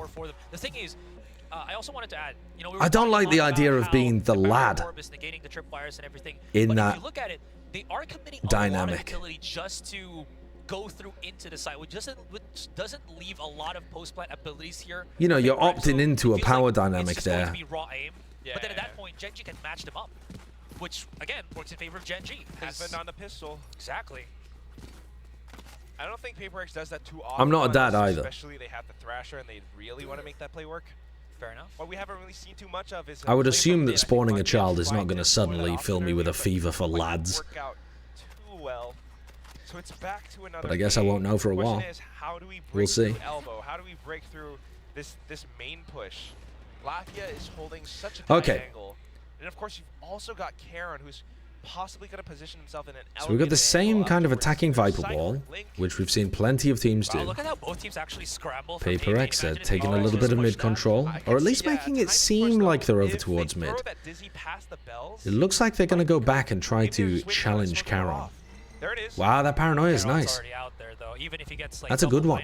That's going to catch people on basically any kind of off angle when they're trying to challenge. That's why they actually left it, because Meteor has this camera marking up all the way. I like that play from Munya. Spots out something, so that means a second one way. Karen to try and play around. Tripwires for Meteor here. That's going to be the important part right now. There goes little bro. Oh, Lucky is taking a lot of damage there. That's a mosh into a slow. The res immediately onto Forsaken. Lakia picks him off but dies for it. So at the end of the day, it's the same kind of result. And now what do PRX do? Because if they go and force 1v1s, they can still lose this. At least Monyet and Mindfreak are doubling up.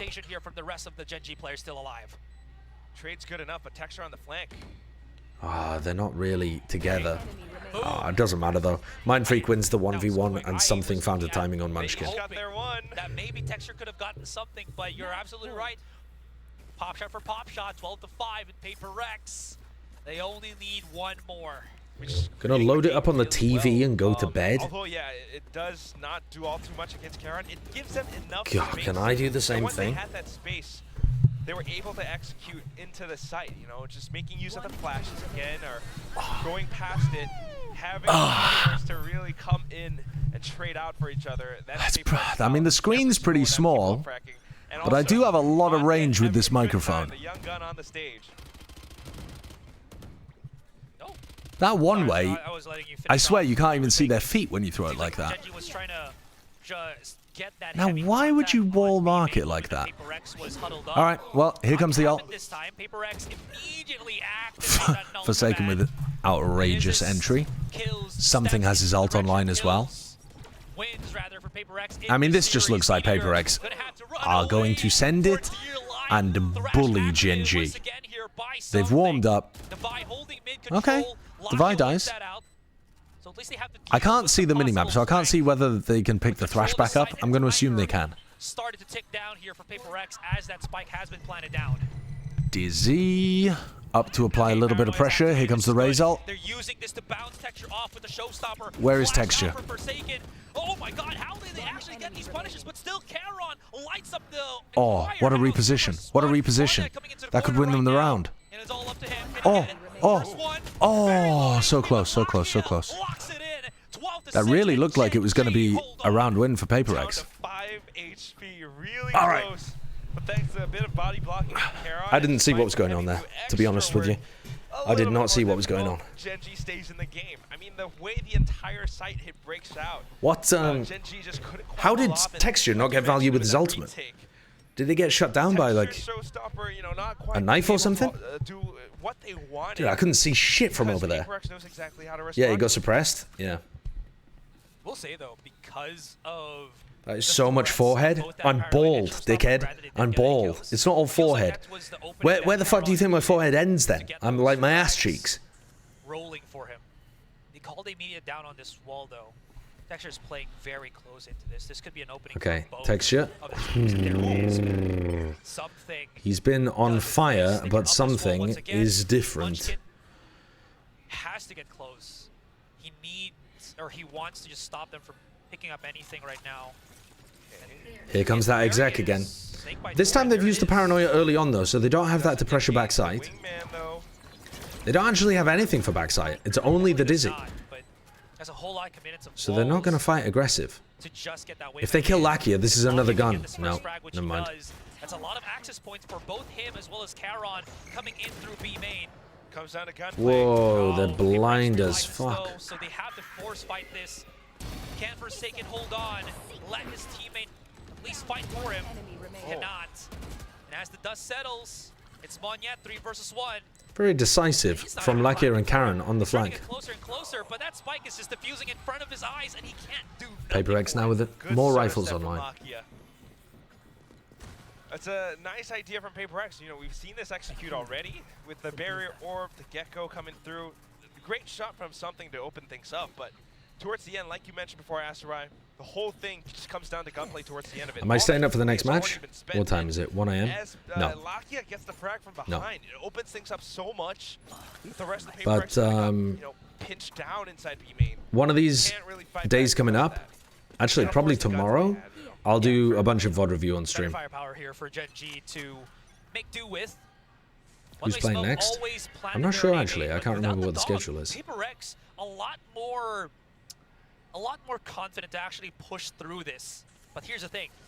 That Sky has not given away his position. So if he can play close enough, a guy like Ooh, Paranoia trying to time it off the cam contact, I think. Meteor reswung and got another. Monyet's trying to hunt him down. There was no backup for Monyet there. That could have very easily been a feed. And it's trade for trade, but Paper X, as these dust settles, as these can Texture get anything done here? I feel like this is a timing that Texture's got to take. He just has to try to make something happen. Ah. Close. Everybody backs away onto elbow here. They got the utility. They got everything. Munchkin. Munchkin's only got a classic. Needs to find something right now with this flank. Oh my god, they swapped the camera there and I thought Texture had got 2. Hey. Alright, fair enough. Paper X outclassed them. It took them a little bit to get that over the line, to be honest, considering it was a 10-2 half, but Paper X dismantles it with gunplay and just moving up front bit by bit. Obviously that final map was the best one that we saw from Paper X, but I think the overall quality was not particularly high in that game. The rifling was, it had some spectacular moments from both teams, because Texture was also popping off, but I don't think that was a game to light the world on fire and put Paper X's opponents on notice. I kind of like what they're going for on Sunset. I think that combination of the Omen Gecko KO goes crazy. And I think actually Omen Gecko KO, I mean the Gecko KO in particular, you can run all over the place. I think Gecko KO is really good. Shrouded steps inside of his smokes. I mean, it's the same stuff that he did on Global, just on a different team and enabling them in a different way. The paranoias at times also help. Yeah, to be honest with you, I mean, Monyet has been putting up good numbers. I think that the entire team has been doing. I think that Sunset could definitely be a good map for them. But I'm not a fan of what they're running on Lotus. I don't think it looks good. I think there's way too much gambling going on the defense side. I think the comp also isn't very good for rubble control on either side of the map. It just shows whatever role you play, as long as you are that and good the of a attack player, side calling also wasn't very good on Lotus either. Big number on the first blood stats under Forsaken and something's name. Loving that, man. And again. And Breeze, they had some ideas, but they were like a little half-baked, I think. Here for Paper X. I feel like a lot of fans were. Isn't it like 3 AM? No, it's only 1 AM.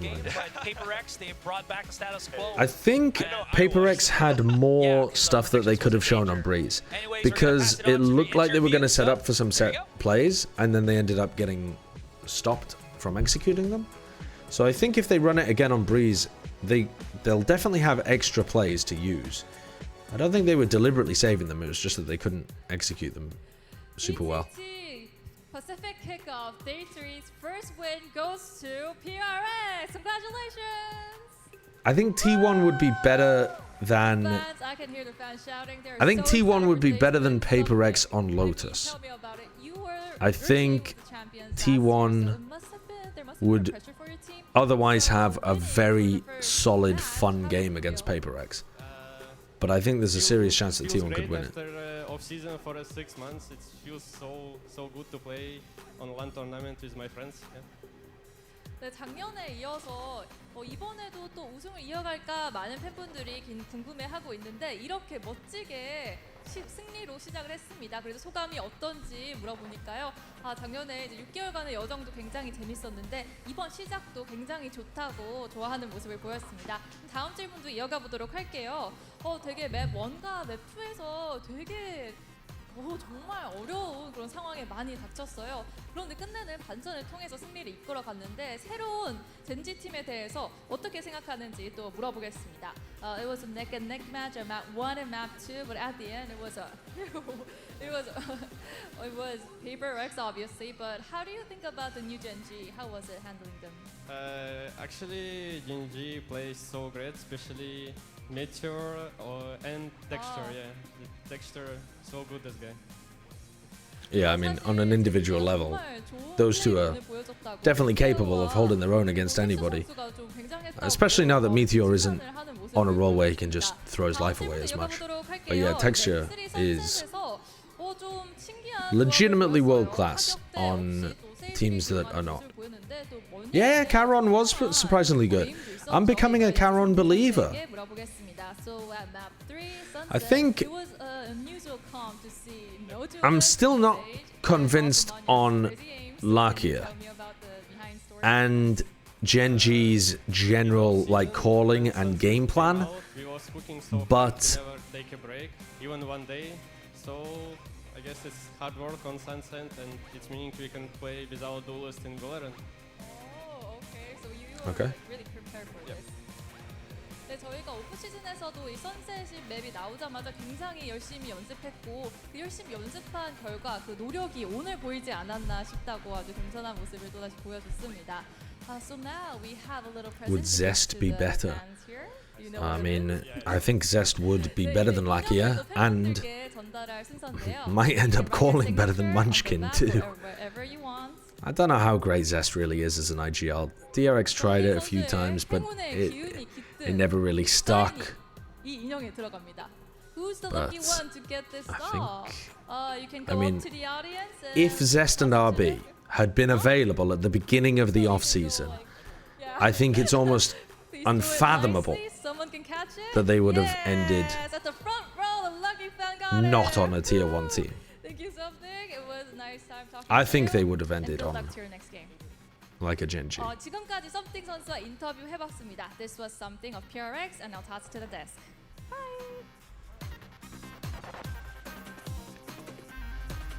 Sentinels versus 100 Thieves. Who you got? Okay, now I'm actually. I got Sen. I got Sen, but I do think that that's up in the air a little bit. Some of my criticisms of Sen have been that I think at the moment their map pool looks a little one-dimensional.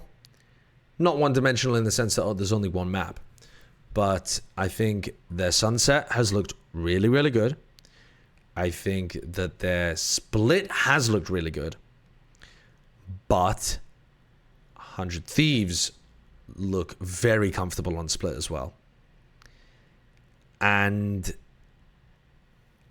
I think also that assuming Tens is continuing to play the Yoru, Bind should be good also for Sentinels. But outside of that, either Sen have not been winning or it's an unknown. And so I think it's really difficult to know how a map pool situation is going to go down this early on in the year. And at the same time, you know, teams could have improved their map pool dramatically during the weeks where we didn't see them play. I thought I saw better quality play from Sentinels in general. I think that 100 Thieves had a very one-dimensional approach to Bind that I don't think is that great. I think they played very proactive split defense. And they really got their confidence up. And the Breach Sova comp just didn't have enough people that were willing to fight when 100 Thieves decided to just brawl. But I think that's a specific problem with the way that Leviathan were playing. And I don't think other teams like Sentinels are going to run into the same issue and just get shit-stomped. I think Split will be really competitive and a fun map to watch. So, yeah, hard to know, but it's gonna be good, I think. I think Sentinels have a better quality roster as well. Do you think Sentinels and Loud come out of that group? Based on what I've seen so far, Loud will get out that group, and either Aspas will get out the group, or Sentinels will. But there are so many opportunities for upsets, for my opinion to change based on what we see of teams playing. It is so early on to have any kind of concrete opinion about any team. It's really difficult to know yet. I think America's looks stacked, though. The quality of play is way higher than I was expecting in America's.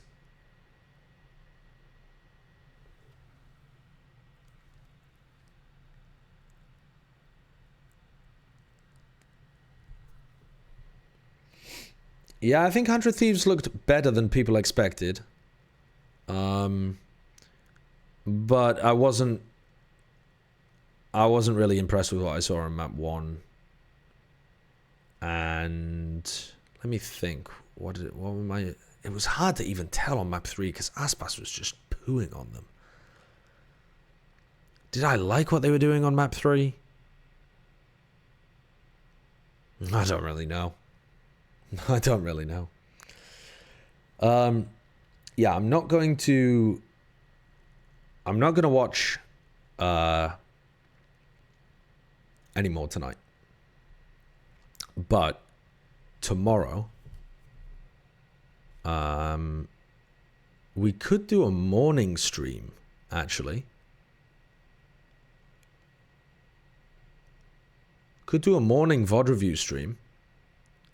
I could wake up in 8 hours, go to the gym, start my stream at maybe 11 a.m. There's not really enough time then, though. Oh, no, there is enough time because the broadcast starts at like 2 p.m., doesn't it? Yeah, I could fit in a bit of a... I know, I'm trying to go to the gym while I'm here because there's one just downstairs.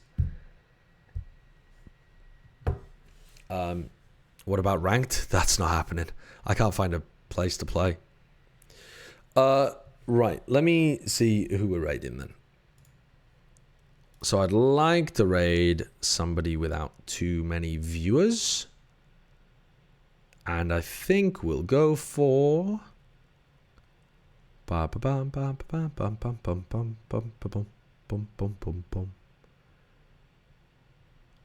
Who should we go for? Is Ryan online? What is Ryan's Twitch?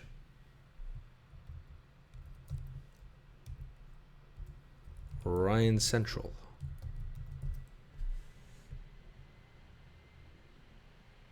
Do I not follow Ryan? He is online. I don't follow Ryan. What the fuck? Okay. We'll go and raid Hey, Ryan. friend, good job on cast. Thank you, Binary. Thank you.